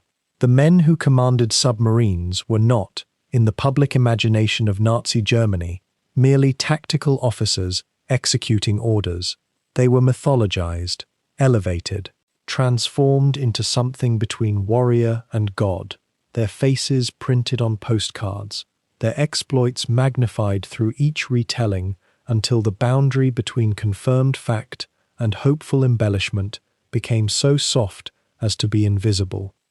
Brandi's reputation, substantial as it was built on genuine success, also benefited enormously from this apparatus of myth-making. To understand his place in history, one might look sideways at the other great names of the U-boat war, men whose legends sometimes eclipsed their actual accomplishments, or whose stories became so familiar we forgot to question them. Consider Otto Kretschmer, the man they called the Wolf of the Atlantic. His face is still recognized across the world. When the Kriegsmarine needed to demonstrate the prowess of its submarine arm to a domestic German audience, and indeed to a watching world, Kretschmer was paraded as the exemplary ace, the thinking tactician, the careful predator who sank ship after ship by using cunning instead of waste. And yes, his record was formidable, but the myth of Kretschmer sometimes outran the man himself. He became, in public discourse, less a person and more a symbol of German naval excellence. Books were written about his methods. His face appeared in newsreels. Mothers named their sons after him. A single man's career, compressed and heightened, became the entire narrative of why submarines mattered. Then there was Günther Prien, the bull of Scapa Flow. That epithet alone tells you something about how names were chosen, how language itself was weaponized in the service of legend. Prien, in 1939, had managed something that seemed impossible. He had penetrated the British naval anchorage at Scapa Flow and sunk the battleship Royal Oak. It was an audacious act, brilliant in its execution, and it made Prien into a household name across Germany almost instantly. Here was proof, the propaganda ministry announced, that German daring could penetrate British defences, that no fortress was impregnable, that youth and courage could overcome any obstacle. Prien was given command of a larger boat, honoured, celebrated, yet his later patrols were less distinguished. He made claims, as all commanders did, about tonnage sunk that could never be fully verified, and in 1941 his boat disappeared into the Atlantic. The myth, however, did not disappear with him. If anything, his death elevated his legend further. He became a martyr to the cause. His final message, real or invented, circulated as proof of German resolve even in the face of certain doom. Brandi's myth-making operated in a similar register, though with certain differences that tell us something important about the evolution of German naval propaganda through the war years. When Kretschmer had risen to prominence, the U-boat war still seemed, to German audiences, like something Germany might win. There was room for nuance in the telling of these tales. Brandi, by contrast, emerged as a celebrated commander in the Mediterranean theatre during years when Germany's overall fortunes were already turning. His honours accumulated as the war situation grew more desperate. This meant his legend had to do different work. He was not being sold, primarily, as the harbinger of inevitable German victory. Instead, he represented something deeper, the idea that even as the machinery of German power ground toward collapse, individual excellence, individual honour, individual courage still meant something. Brandi's decorations, and especially the rare and exalted honours that came later, served a psychological function. They said to a German population watching the maps turn red with Allied advances, "Our men are still extraordinary. We still produce greatness. We still matter." Was this conscious manipulation? Partly, certainly.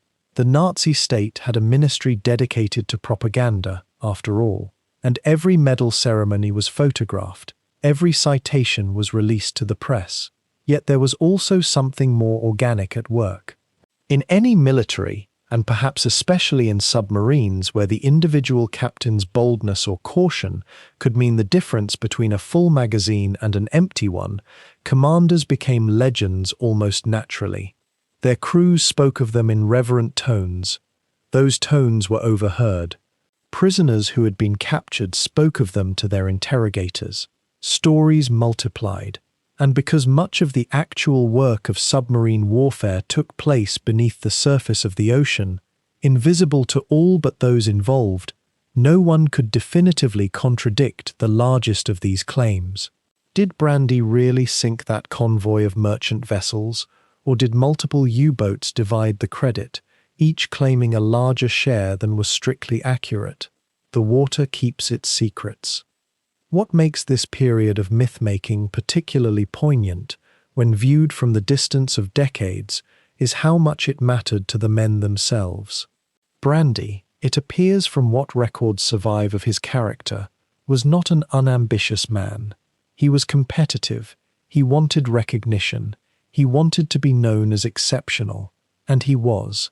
But his exceptionalism was being measured and celebrated by a regime that was, simultaneously, committing some of history's greatest atrocities.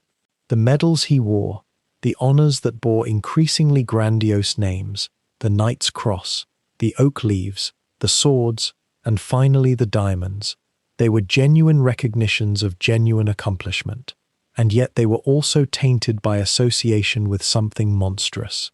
This is the peculiar burden that history places on the stories of men like Brandi. We cannot simply celebrate them as warriors and sailors. We must hold in our minds two truths simultaneously: that they were skilled, brave, and dedicated to their craft, and that they served a cause that was evil.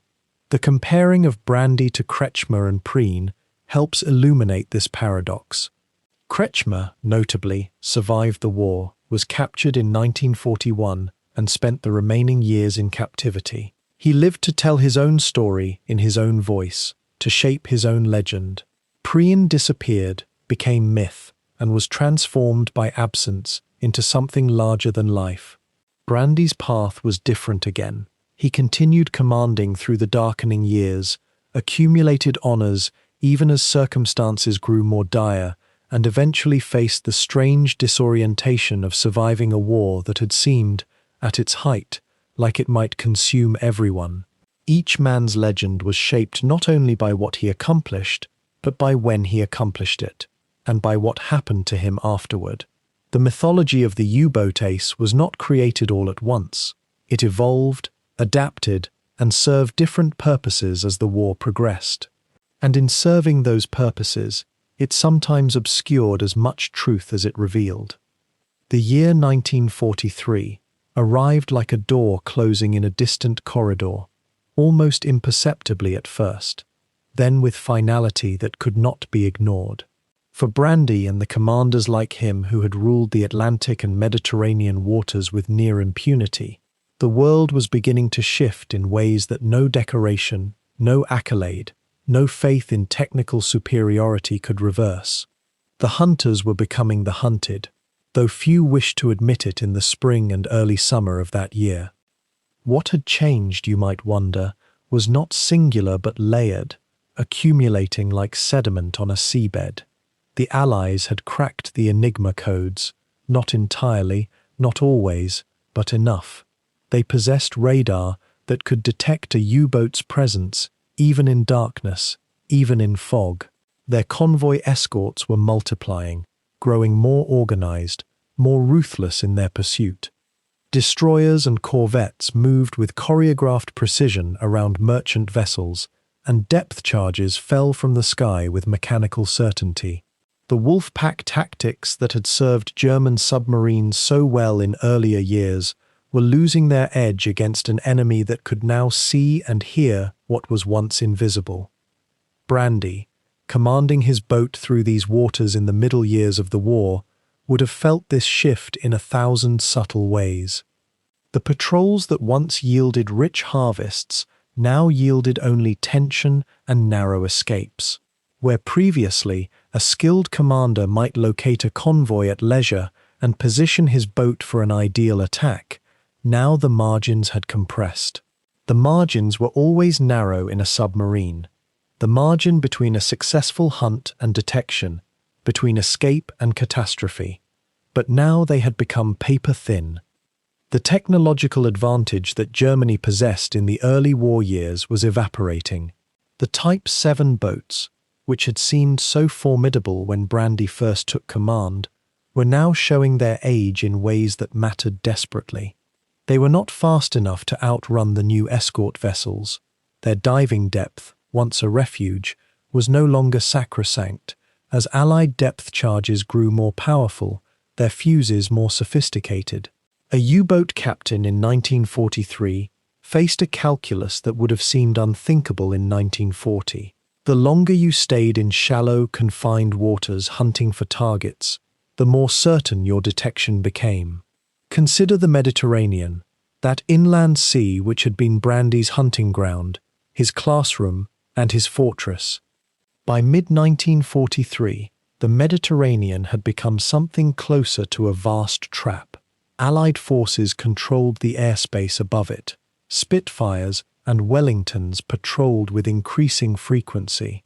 A U-boat on the surface, charging its batteries at night, was vulnerable in ways it had never been before. An aircraft could appear from the darkness in seconds, and before a boat could crash dive to safety, machine gun fire would rake the hull. Men would die, not from combat, but from a shower of lead from the sky. The losses were mounting, and they were visible, not just to headquarters, but to the men who served. When a fellow boat failed to return from patrol, word spread through the U-boat flotillas like a cold current.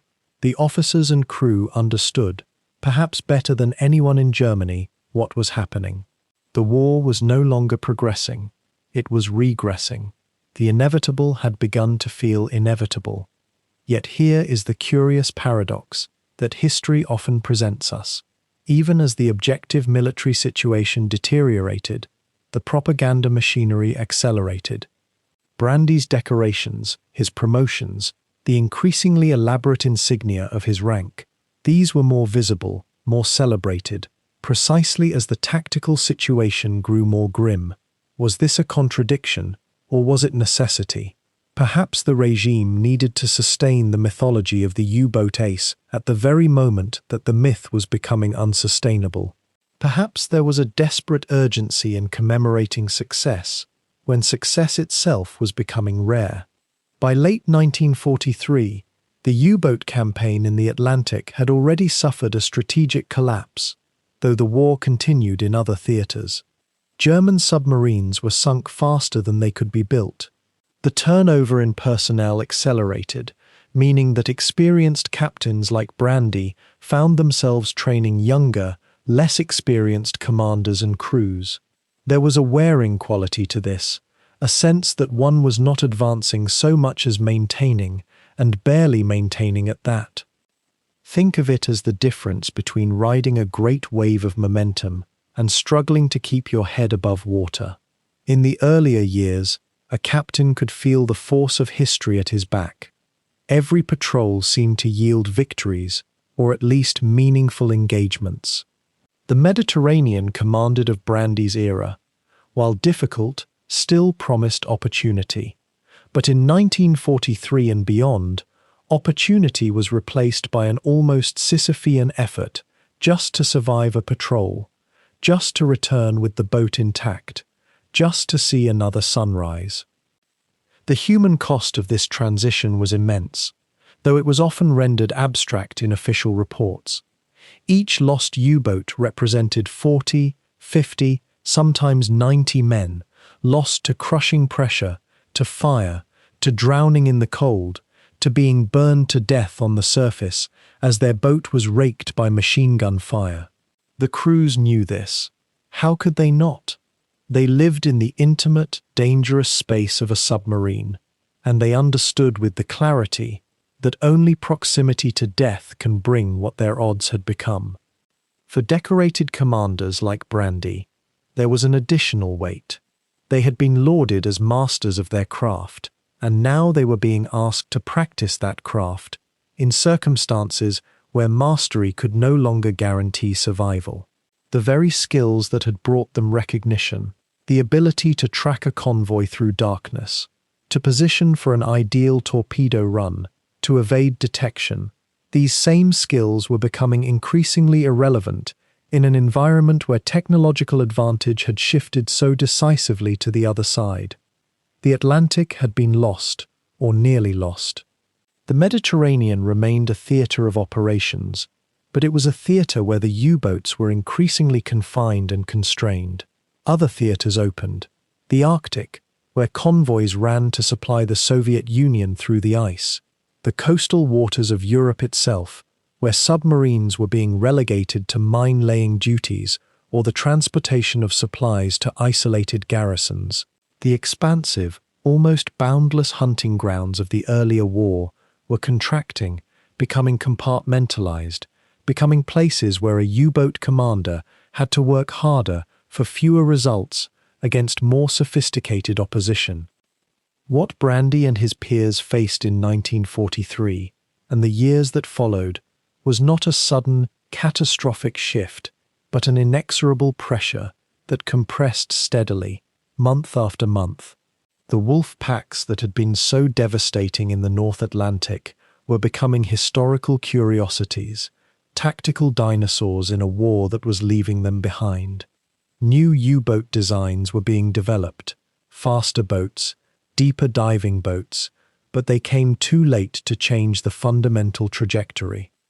And so the most decorated commanders found themselves in a strange position, celebrated by a regime that was losing, commanding boats that were becoming increasingly expendable, leading crews who understood perhaps more clearly than anyone in Germany that the war for them was approaching its end.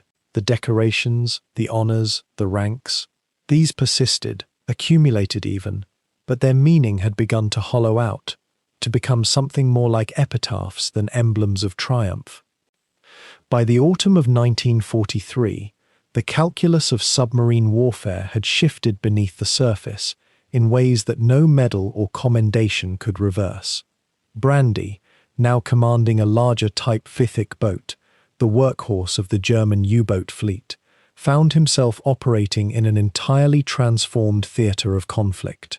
The early years of his stunning successes in the Mediterranean, those seasons of relative tactical advantage and lighter opposition, had given way to something far grimmer, a grinding, attritional campaign where the hunters had themselves become the hunted, and the gap between German innovation and Allied capability widened with each passing month.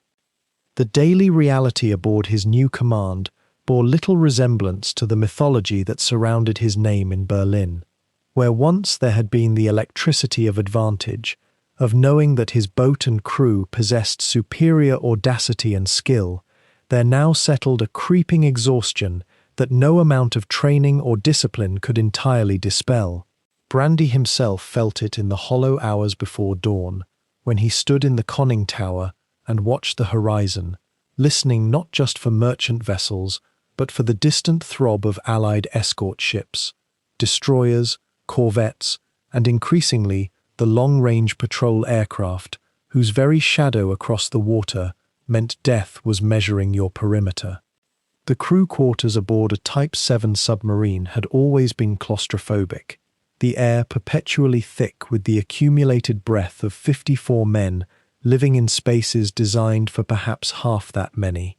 But in these later missions, the psychological weight of confinement took on a new, almost suffocating dimension. Young sailors, many of them conscripted rather than volunteers, understood perfectly that they were no longer boarding vessels with an expectation of superiority. The whispered conversations in the torpedo room, the careful rationing of jokes to maintain morale, the way men's eyes would dart toward the pressure hull whenever a distant rumble echoed through the hull, All of this spoke to a knowledge that permeated every submarine by late 1943. The Allied convoy system had become nearly impenetrable. Their detection equipment had advanced to terrifying degrees, and survival, rather than success, had become the measure of a patrol. Brandi's response to this deteriorating situation revealed both the steel in his character and, perhaps, a kind of desperate intensity that bordered on recklessness. He refused to accept that the tide had truly turned.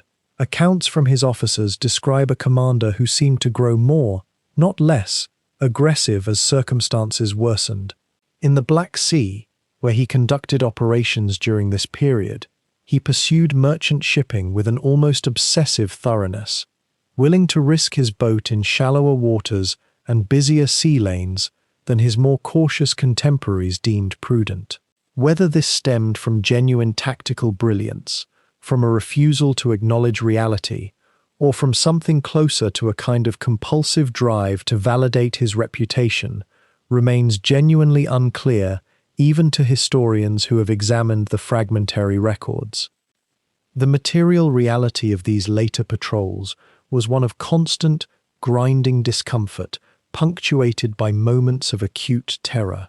Diesel fuel and human waste mingled in the recycled air, creating an almost visible haze by the second or third week of a patrol. Food stores, once adequate if monotonous, began to run short as supply lines deteriorated. Brandi's cook, a crucial figure in maintaining crew morale, worked with increasingly meager provisions: tinned meat of dubious origin, hard biscuits that required soaking to become palatable, powdered milk, and weak coffee made from chicory root. The contrast between the mythologized figure receiving honors in Berlin and the exhausted man commanding a submarine through waters that grew more dangerous with each passing day was profound, though Brandi himself seems never to have acknowledged any such contradiction. What emerges from the testimony of his surviving officers is a portrait of a man operating under accumulating psychological strain. Brandi had always been known for an intense focus during combat, what his crew called tunnel vision, a kind of absolute concentration that made him formidable in the moment of attack. But in these later campaigns, that same intensity seemed to carry an edge of desperation.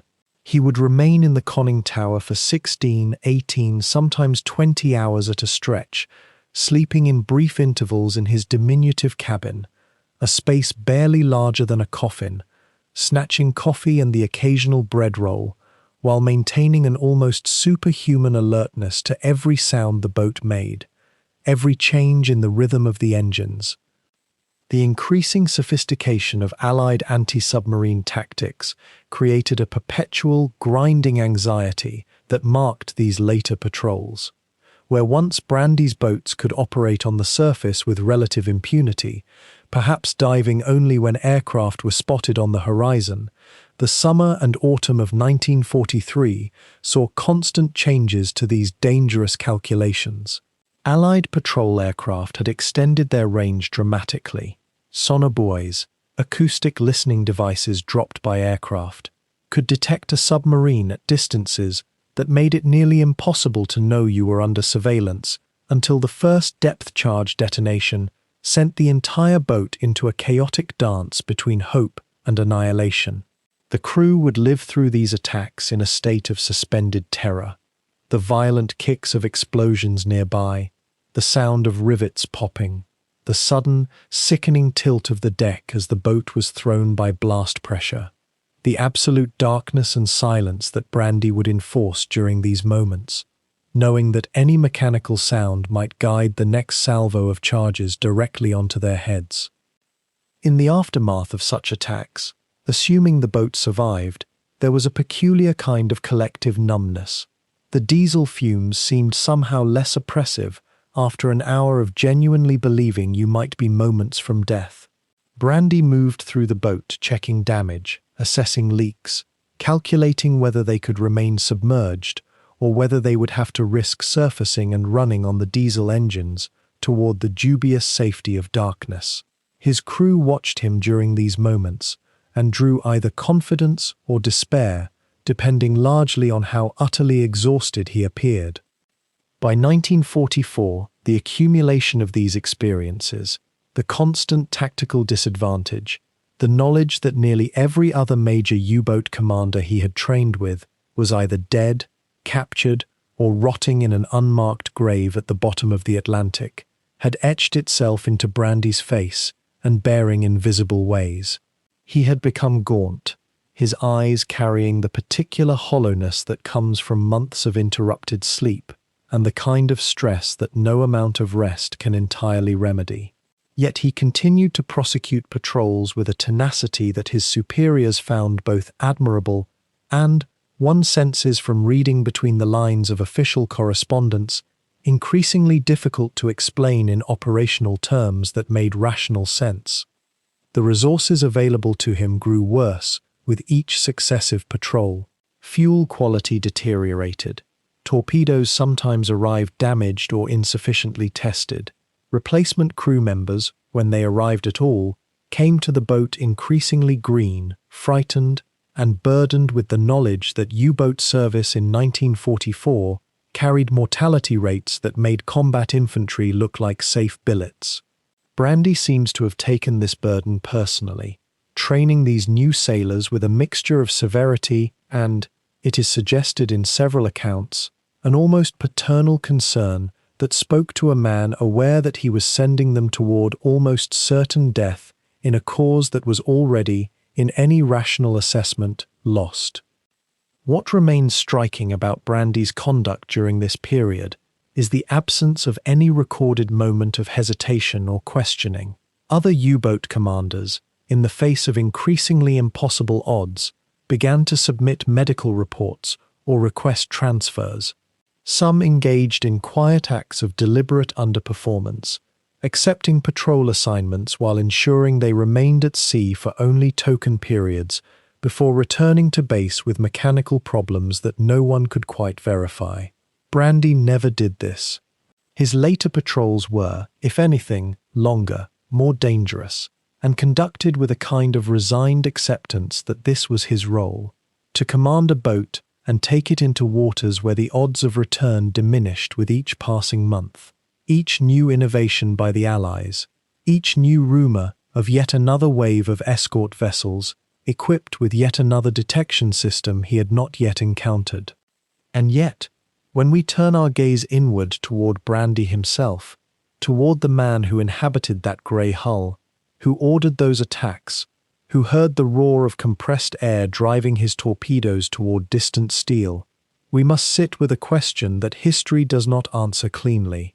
What becomes of courage, of tactical brilliance, of the genuine bonds forged between officers and crew in the suffocating dark of a submarine, when all of it is wielded in service to a regime whose moral bankruptcy had already begun to corrode the very foundations of the world?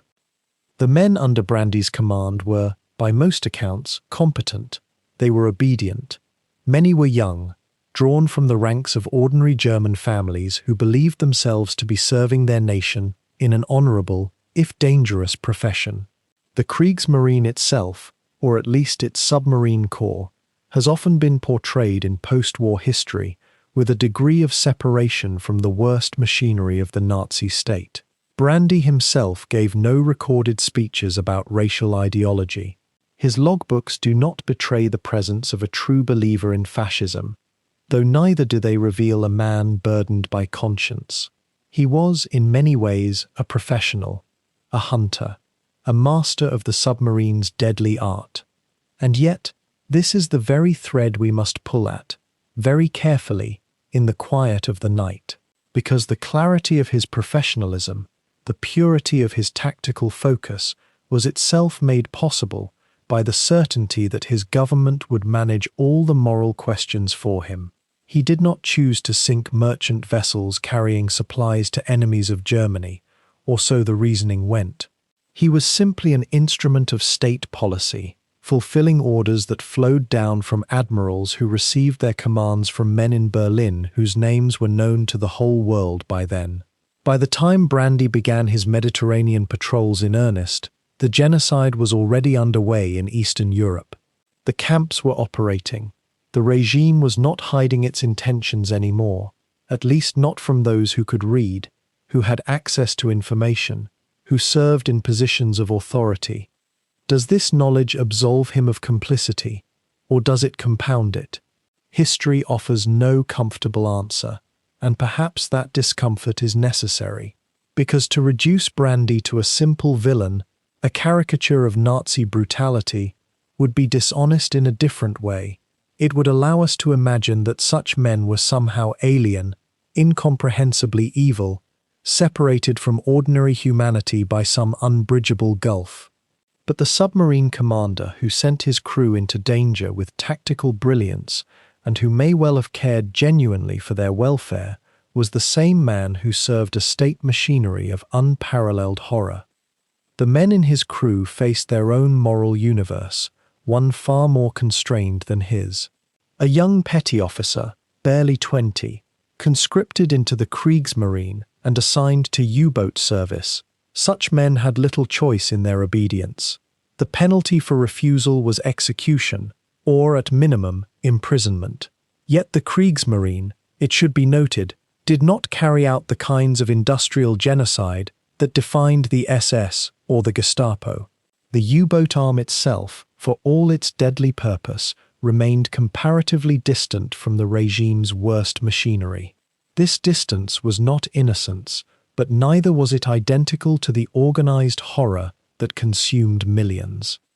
So when we sit with Brandi's story in this quiet hour, we must hold several truths at once. We must acknowledge the genuine courage of men who served in submarines, vessels that sank at terrifying rates, that crushed their crews beneath the weight of the Atlantic, or entombed them in burning steel. We must recognize the skill, the tactical innovation, the human capacity for excellence that Brandi embodied, and we must, simultaneously, remain clear-eyed about what that excellence served. His decorations were real. His victories were real. His command decisions were consequential, but they were made in service to a regime so morally bankrupt that the entire enterprise, however individually honorable some of its participants may have believed themselves to be, was fundamentally corrupted by its cause. There is a temptation, especially as we tell stories that linger on individual lives, individual achievements, to let the specificity of a human being wash away the larger moral framework. Brandi was not an abstraction. He had a voice, presumably a laugh, perhaps moments of doubt or uncertainty that never made it into the historical record. His crew members were not abstractions either. They were mechanics and navigators and young men far from home. But the regime that employed them, that celebrated Brandi's achievements with diamonds and oak leaves, that pressed young men into service aboard metal coffins, that regime was abstract only in the sense that it had become an institution. The moral corruption was total. And perhaps this is where we find the deepest thread worth pulling as we drift through this narrative. The story of Albrecht Brandi is not primarily a story about evil. It is a story about how competence, professionalism, and individual human decency can exist within, and thereby enable, a system fundamentally opposed to human decency. It is a story about what happens when we allow ourselves to become specialists in our own work, technical masters of our particular domain, while remaining willfully incurious about the larger purpose to which that work is bent. Did Brandi wrestle with this? We do not know. The historical record is silent on his interior life. He left behind war diaries, official reports, the testimony of men who served under him. But nowhere in those documents do we find a record of genuine moral reckoning, of the kind that some few men in the Nazi war machine did experience, publicly or privately. And so we are left with a man whose achievements were real, whose probable guilt was also real, and whose deeper motivations, whether he believed himself to be a patriot acting honorably, or whether he knew the moral compromise he was accepting, or whether he had simply found ways not to think too carefully about such questions, Those remain locked away in history's mist. This is the complexity we must not smooth away, even in the gentleness of this moment before sleep. Because to understand Brandi is to understand how ordinary human beings, with ordinary talents and presumably ordinary consciences, can become participants in extraordinary evil, not as sadists or ideologues, but as professionals, as specialists, as men who had somewhere along the way decided that their personal sphere of responsibility ended at the boundary of their command. The war had by now become something unrecognizable to those who had once commanded its machines. By the spring of 1945, the very concept of a U-boat patrol had transformed into something closer to ritual suicide than operational strategy. The Atlantic, once the hunting ground where German submarines had gorged themselves on merchant convoys and tanker fleets, had become instead a graveyard of steel and ambition. The waters swallowed more boats each month than the German shipyards could possibly construct. And in the Mediterranean, where Brandi had carved his reputation through 1,000 cramped patrols, the situation had become almost ghostly in its desperation. Imagine, if you will, the command structure of the Kriegsmarine in those final months.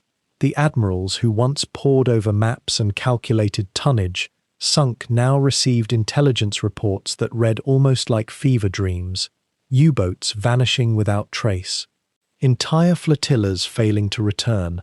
The radio operators would wait through the long nights for Morse code from boats that would never transmit again. Each silence grew heavier than the last. The technological gulf had become absolute and unbridgeable. Allied sonar technology, improved relentlessly throughout the war, now allowed enemy destroyers to detect a U-boat at distances that gave the submarine crews no realistic opportunity for evasion. Radar had advanced to the point where surface detection happened in seconds. Aircraft with searchlights and depth charges could appear over the moonlit horizon with terrifying speed. For Brandi himself, now commanding larger, later-model boats in these final campaigns, the fundamental question had shifted. It was no longer about victory, or decoration, or the accumulation of tonnage records. It had become simply about survival. How does a commander known for his aggressiveness, for his willingness to press close to enemy shipping and absorb damage in exchange for another hit, suddenly reconcile himself with the knowledge that every sortie is almost certainly a one-way passage? What does honor mean when the entire framework of strategic purpose has dissolved? The technical specifications of these late-war patrols tell their own quiet story. The new Type 21 boats that Brandi would have encountered, or possibly commanded near the war's end, represented a desperate attempt to revolutionize submarine warfare. They were faster underwater than on the surface, equipped with snorkel systems that allowed them to recharge batteries without surfacing, designed with every innovation that German engineers could conceive to turn the tide. Yet they arrived too late. The war's momentum was no longer reversible by engineering alone. These boats were being sent to sea in token numbers, when they might have changed everything had they been available in 1943 or early 1944. By 1945, they were magnificent machines sailing into absolute darkness. The human experience aboard these final patrols must have been almost unbearably tense. Crew members, many of them young men in their early 20s who had joined the U-boat service in the war's middle years, now faced the knowledge that their training and their courage and their technical skill were all fundamentally insufficient against the forces arrayed against them. The air inside the pressure hull, always thick with diesel fumes and the smell of unwashed bodies confined in impossible proximity, must have carried an additional weight. Were they breathing the air of doomed men? Did the youngest sailors whisper about it in the torpedo room? Did the officers maintain the rituals of discipline and routine, even when everyone knew those rituals were now merely theatre? Brandi himself, as historical records remain somewhat unclear about the precise timeline of his final commands, likely continued to operate through the early months of 1945. Some accounts suggest he was involved in U-boat operations through March or April. Others are vaguer, speaking only of his service until the very end, which for the U-boat fleet could mean almost anything, since some boats continued attempting operations even after Germany had formally surrendered. The uncertainty itself is perhaps telling. In the chaos of collapse, the precise chronologies of individual commanders became increasingly difficult to trace. What we do know with greater certainty is the overall fate of the U-boat fleet during these months. Operation Plunder, as the Allies called their final push against remaining German submarines, accelerated through the spring of 1945. Every remaining U-boat was essentially hunted to destruction. The Allies, for whom submarine warfare had meant constant vigilance and loss of merchant ships throughout the war, now pursued submarine destruction with almost vengeful precision. Depth charges bloomed across the waters of the Atlantic, the North Sea, and the Mediterranean. Mines laid earlier in the war now claimed boats attempting to move through coastal approaches. Some U-boats, attempting to surface and surrender, were rammed by eager escorts whose crews perhaps remembered too well the years of convoy losses. The psychological state of the U-boat service during these final weeks has been documented by survivors in post-war interviews and memoirs. There was, according to these accounts, a strange mixture of resignation and stubborn continuation. Some flotillas received explicit orders to continue operations. Others seemed to be operating in a kind of limbo, where orders from higher command were either contradictory, outdated, or occasionally ignored. A few U-boat crews, recognizing the true situation, took steps to scuttle their own boats rather than allow them to be captured. The notion of allowing these machines, these carefully constructed instruments of war, to fall into enemy hands seemed to some officers even more unbearable than the act of sinking them themselves. Brandi, as a highly decorated and well-known commander, would have been acutely aware of the political dimensions of the U-boat war's final chapter. Adolf Hitler, in his final months in the Berlin bunker, remained intensely focused on the U-boat campaign. He believed, with a faith that seemed almost religious, that new technology and renewed commitment could still change the outcome. He issued orders for U-boats to continue operations. He spoke of wonder weapons, of technological breakthroughs that were supposedly imminent. For a decorated captain like Brandi, who had earned his rank partially through the regime's own system of honors and recognition, how did one reconcile continued obedience with the dawning reality that obedience now meant sending crews to their deaths? By May 1945, the entire structure had collapsed. Germany surrendered unconditionally on May 7th. The U-boat fleet, already largely destroyed, was ordered to cease operations and prepare for surrender. Some boats complied immediately, others continued to sea. A few, captained by men who had apparently decided they would rather sink their own vessels than surrender them, scuttled themselves in various ports and coastal areas. The crews emerged from these dying hulls into the harbour water, climbed onto the docks of a nation that had utterly lost the war, and became prisoners or refugees, or, if they were fortunate and quick enough, simply men who disappeared into the chaos of Europe's final collapse. The exact fate of Brandi himself in these weeks remains somewhat obscured by the fog of history and the poor records that survived the war. Some sources suggest he was captured by Allied forces, others indicate he may have scuttled his boat.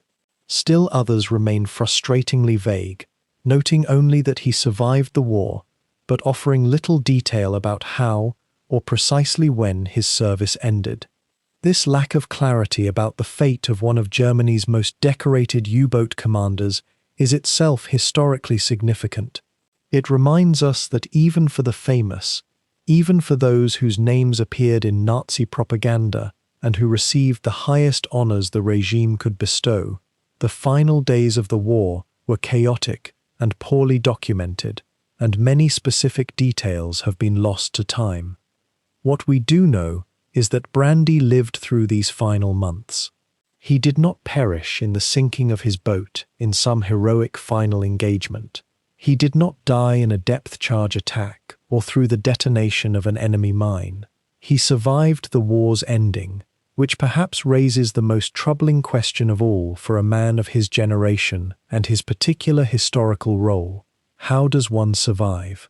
What does survival mean when the world around you has admitted complete defeat, when the nation you served has been thoroughly shattered, when the very ideology that justified your service has been exposed to the judgment of history?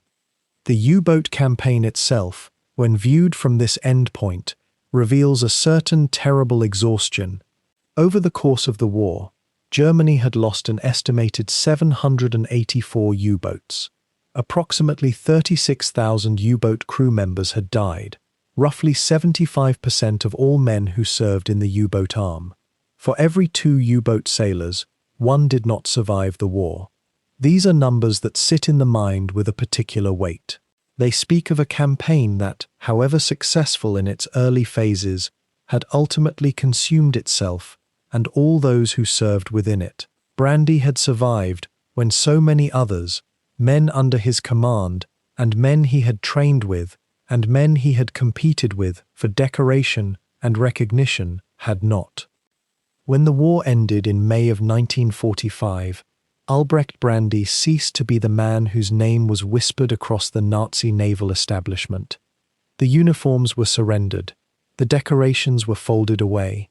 The identity that had been constructed over a decade of military service, the aggressive tactician, the celebrated hunter of the depths, simply dissolved into the ordinary world that was rebuilding itself from ash and rubble across Europe. He emerged from the collapse of the Third Reich not as a prisoner of war, though many of his contemporaries were seized and interned by Allied forces.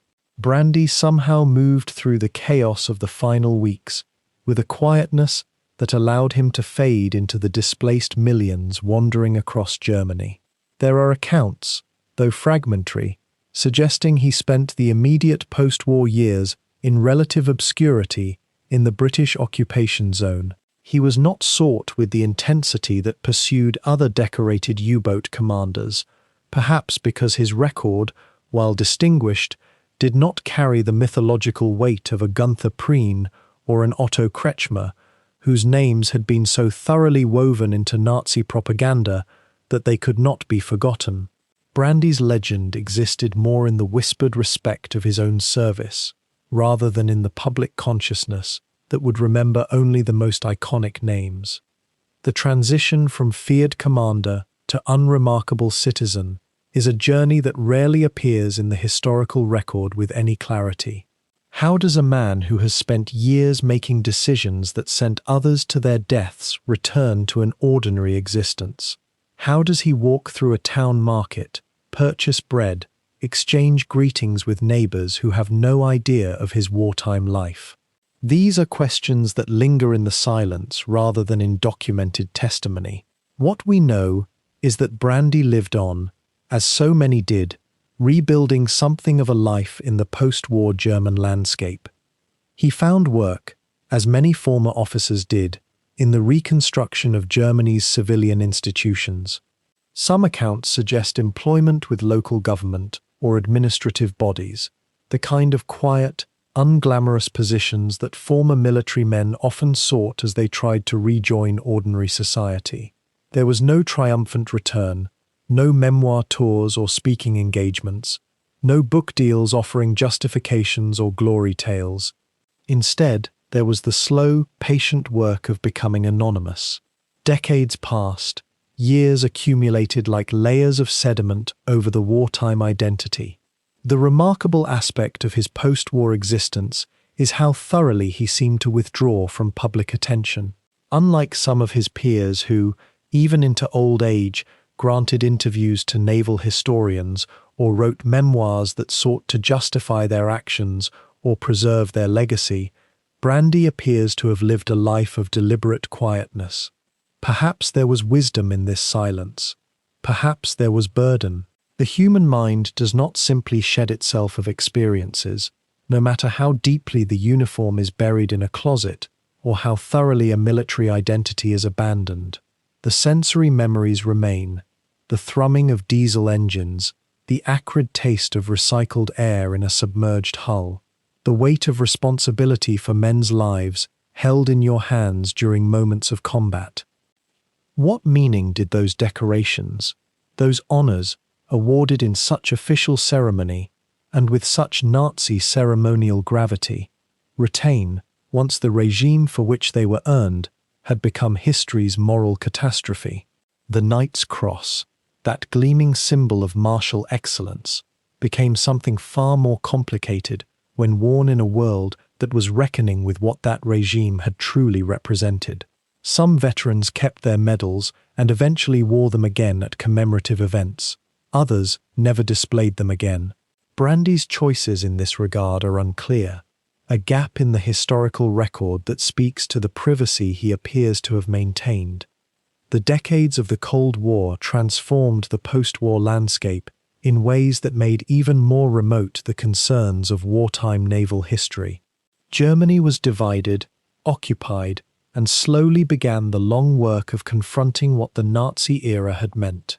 New generations grew up who had no direct connection to the war, no family stories of commanders and U-boats, no lived experience of the conflict. Brandi aged quietly in this new world, a man whose wartime reputation meant progressively less to a world that was moving forward, that was trying to heal itself by looking away from the granular details of military heroism and focusing instead on peace, on reconstruction, on the shared work of building something new from the rubble. When historians eventually began the serious work of documenting U-boat operations, a process that accelerated in the 1960s and beyond as archives opened and survivors became willing to share their testimonies, Brandi's record was examined and verified. The tonnage sunk was confirmed. The missions were documented. His reputation as a capable and aggressive commander was substantiated by the historical record. Yet even as scholarship accumulated around his wartime career, Brandi himself remained a peripheral figure in the popular memory of the war. His name would appear in footnotes and academic papers, in the detailed appendices of naval histories, but rarely in the broader cultural narratives about the war that reached the general public. This obscurity was perhaps the only peace he would ever find. History would remember him, but quietly, and only if you were specifically looking.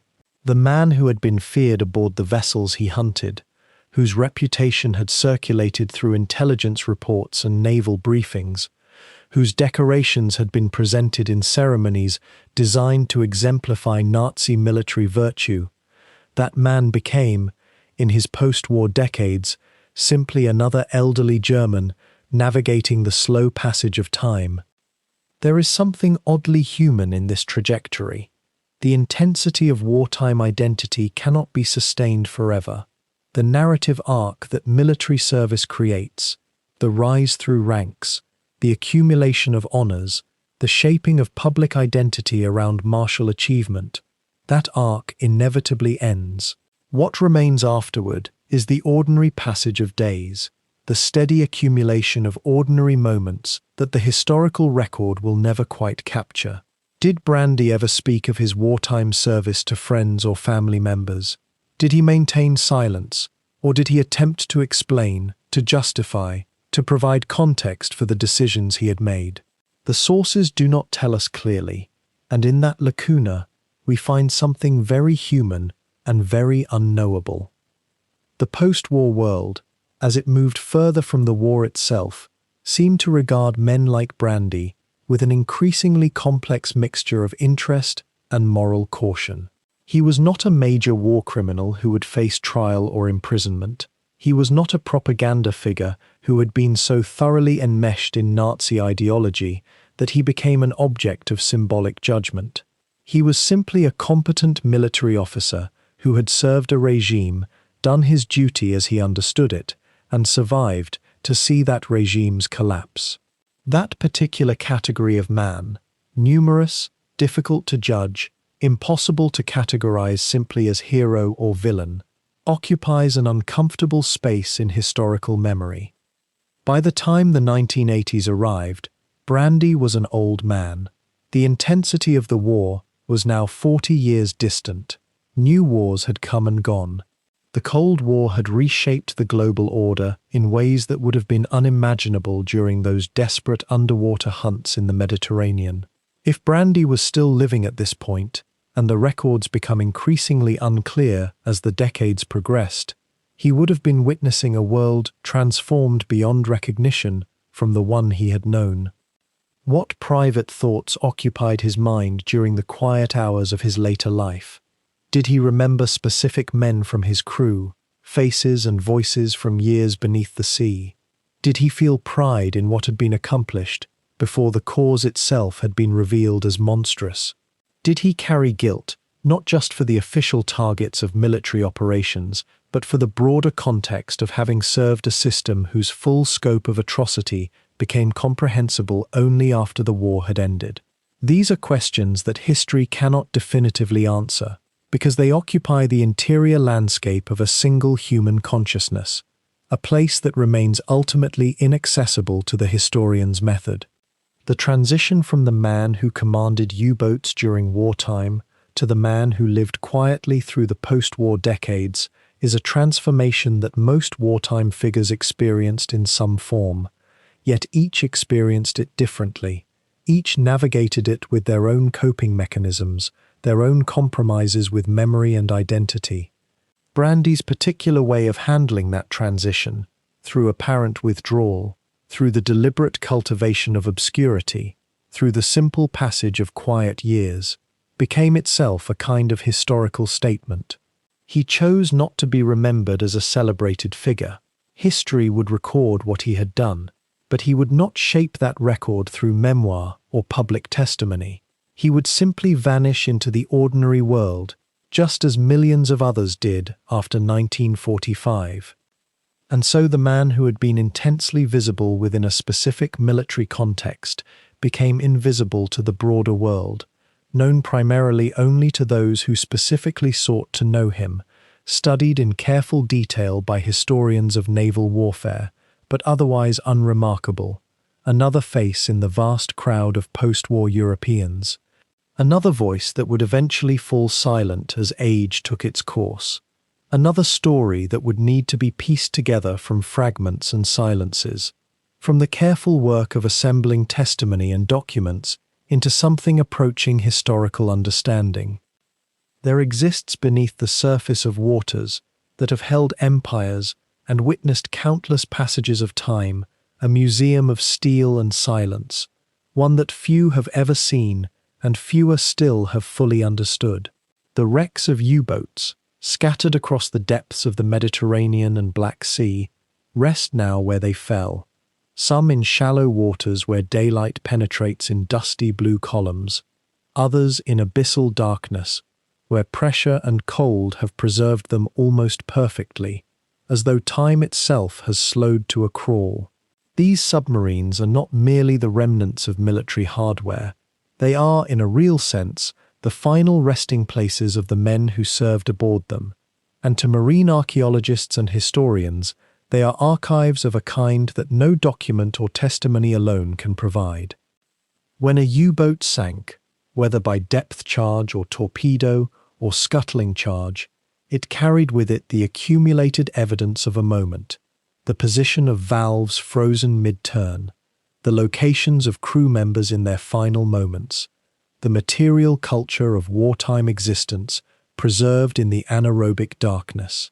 Consider what a wreck tells us that a survivor's account cannot: the exact sequence of flooding, the integrity of compartments, the presence of objects that might have been forgotten in oral histories or deliberately omitted from official records.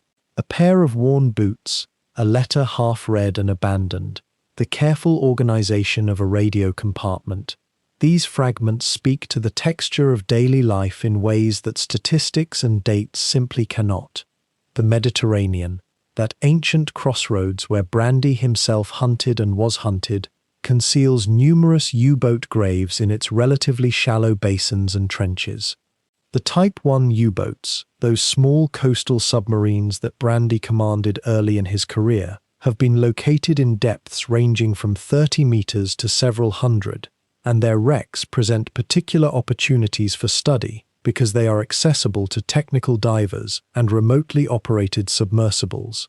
One such vessel, resting off the coast of North Africa, was surveyed in recent decades and found to contain within its hull an extraordinary portrait of a boat frozen at the moment of catastrophe, supplies still in nets, tools arranged as though the crew had just stepped away, the captain's quarters remarkably intact, despite the violence of the sinking.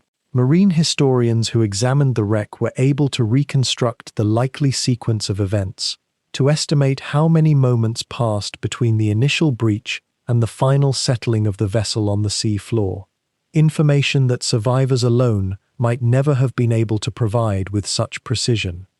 The Black Sea presents its own mysteries and peculiarities.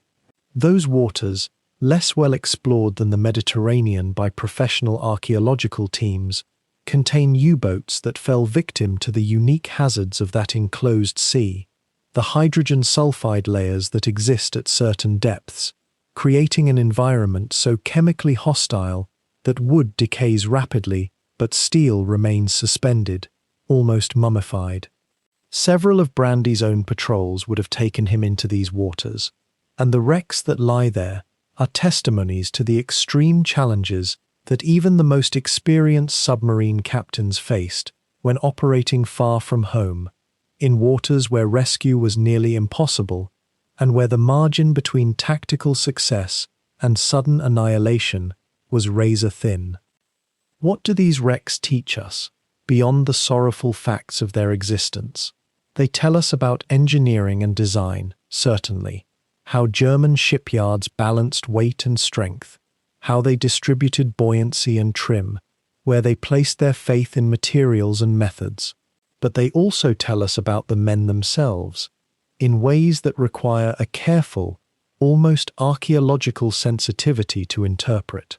The presence of personal effects, when they are found, speaks to the persistence of individual human identity, even in an institution designed to submerge personality into collective function.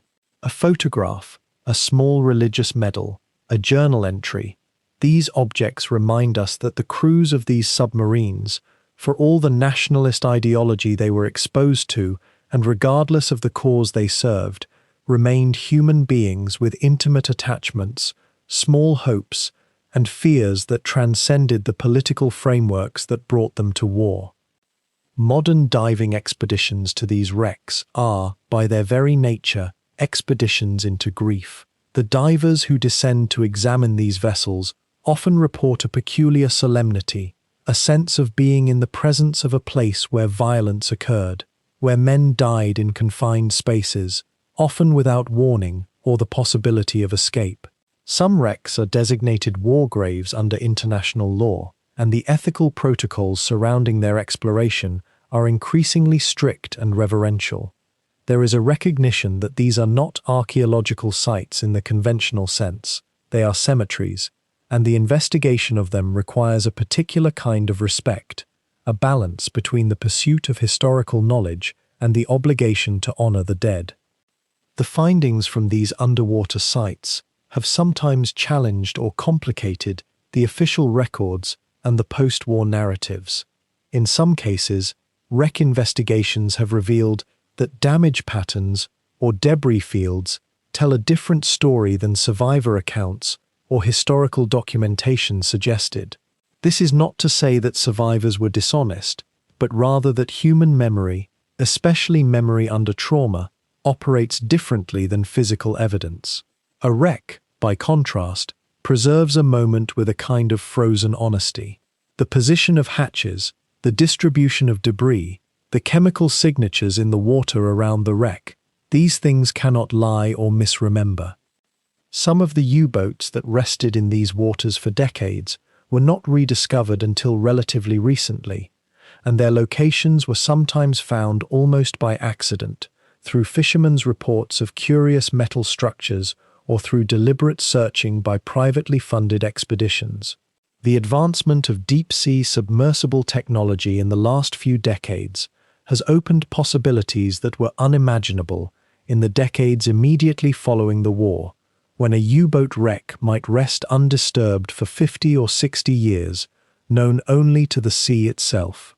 As these explorations continue, historians are able to piece together a more complete and nuanced picture of the U-boat campaign, one that draws on material evidence alongside the testimonies and documents that have long been in archives. There is something profoundly moving in the thought of these vessels, so carefully designed and constructed, so laden with human expertise and hope and fear, now at rest in the darkness.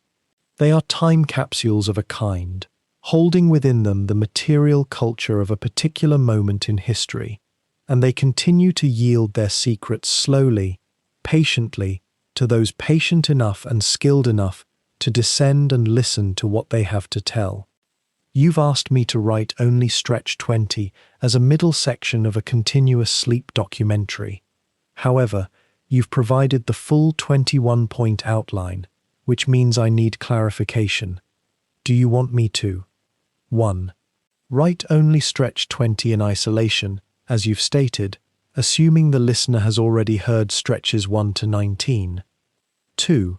Write Stretches 19 to 2021 as a continuous 3-part block. 3. Write Stretches 18 to 19 2021 as the final act. Why this matters for tone and pacing.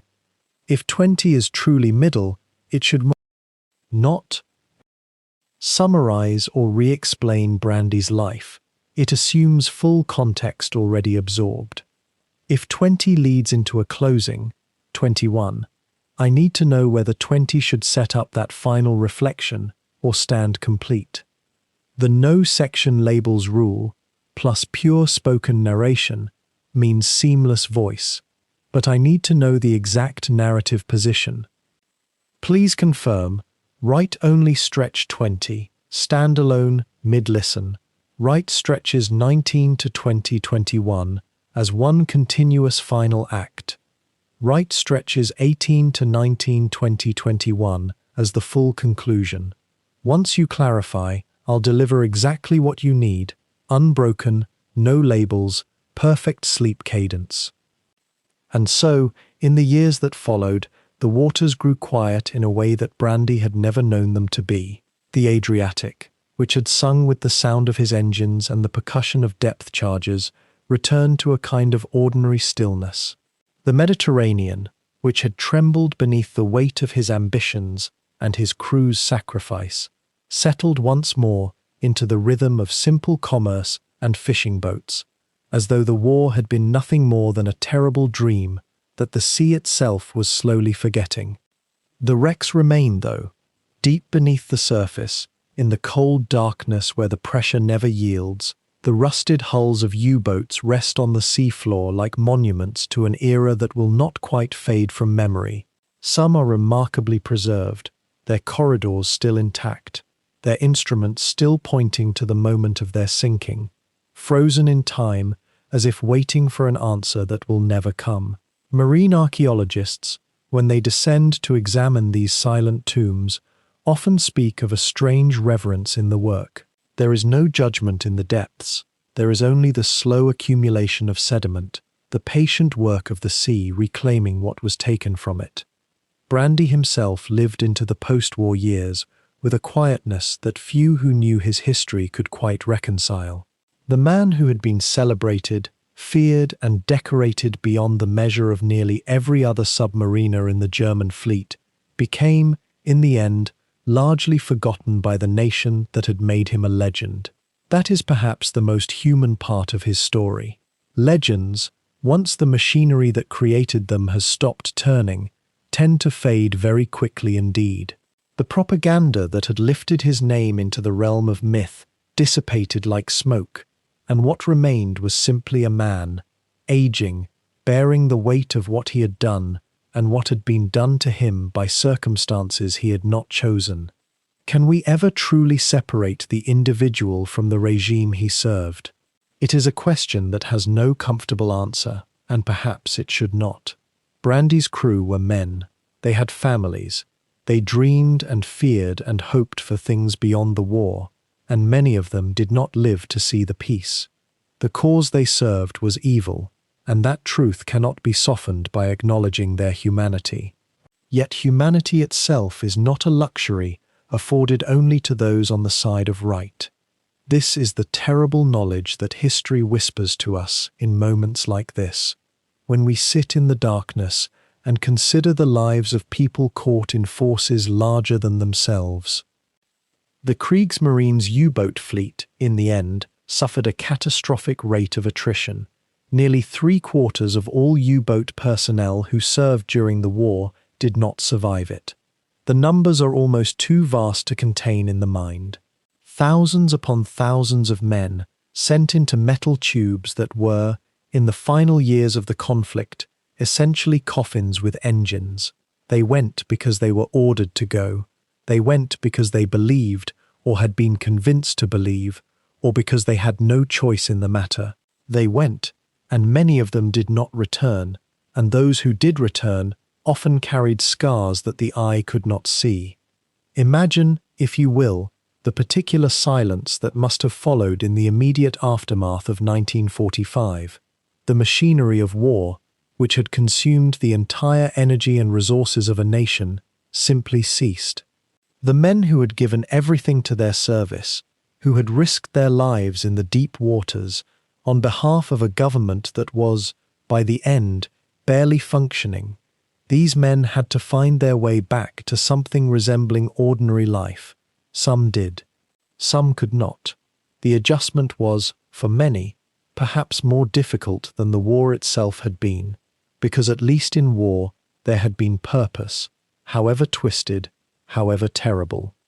The sea keeps its secrets, as it always has, but it also keeps its records, written in the deteriorating structure of metal on the seafloor, in the artifacts that rest alongside the wreckage, in the very geography of where ships went down and why, and in the memories of those who survived.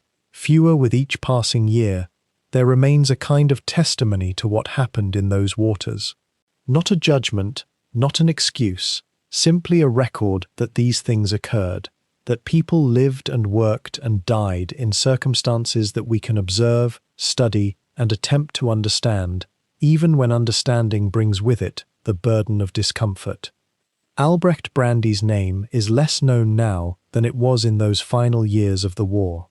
History has moved on, as history does. New conflicts have arisen and passed. Younger generations have been born who will never know the precise taste of that particular historical moment, never feel the weight of those years as directly as those who lived through them. And perhaps that is as it should be. We do not need to carry the war forward indefinitely. We only need to remember that it happened, that the choices were real, and that the people involved were human beings engaged in something vast and terrible. The waters of the Mediterranean and the Adriatic continue their eternal work. The tides rise and fall.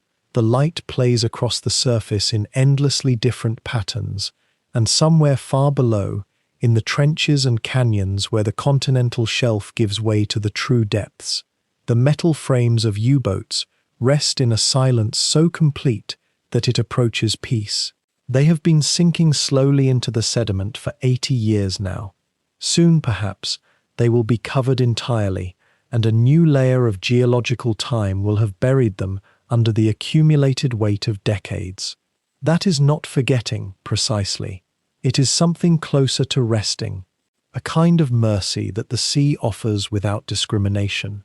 And as we drift now, away from this history, away from the weight of these stories and the lives they represent, perhaps we might allow ourselves to settle into a state not unlike that final resting place, a kind of peaceful suspension, a letting go of the tensions and the needs that drive us through our waking hours. The world, for now, can manage without our attention. The sea will continue its rhythms whether we are awake to witness them or not. The darkness of the deep, which seemed so threatening when we first began this journey, becomes in the end a kind of sanctuary, a place where nothing more is demanded of us, where the only requirement is to be still, to let the gentle current of rest carry us where it will. Close your eyes, if you have not already, and imagine the very bottom of those waters, the absolute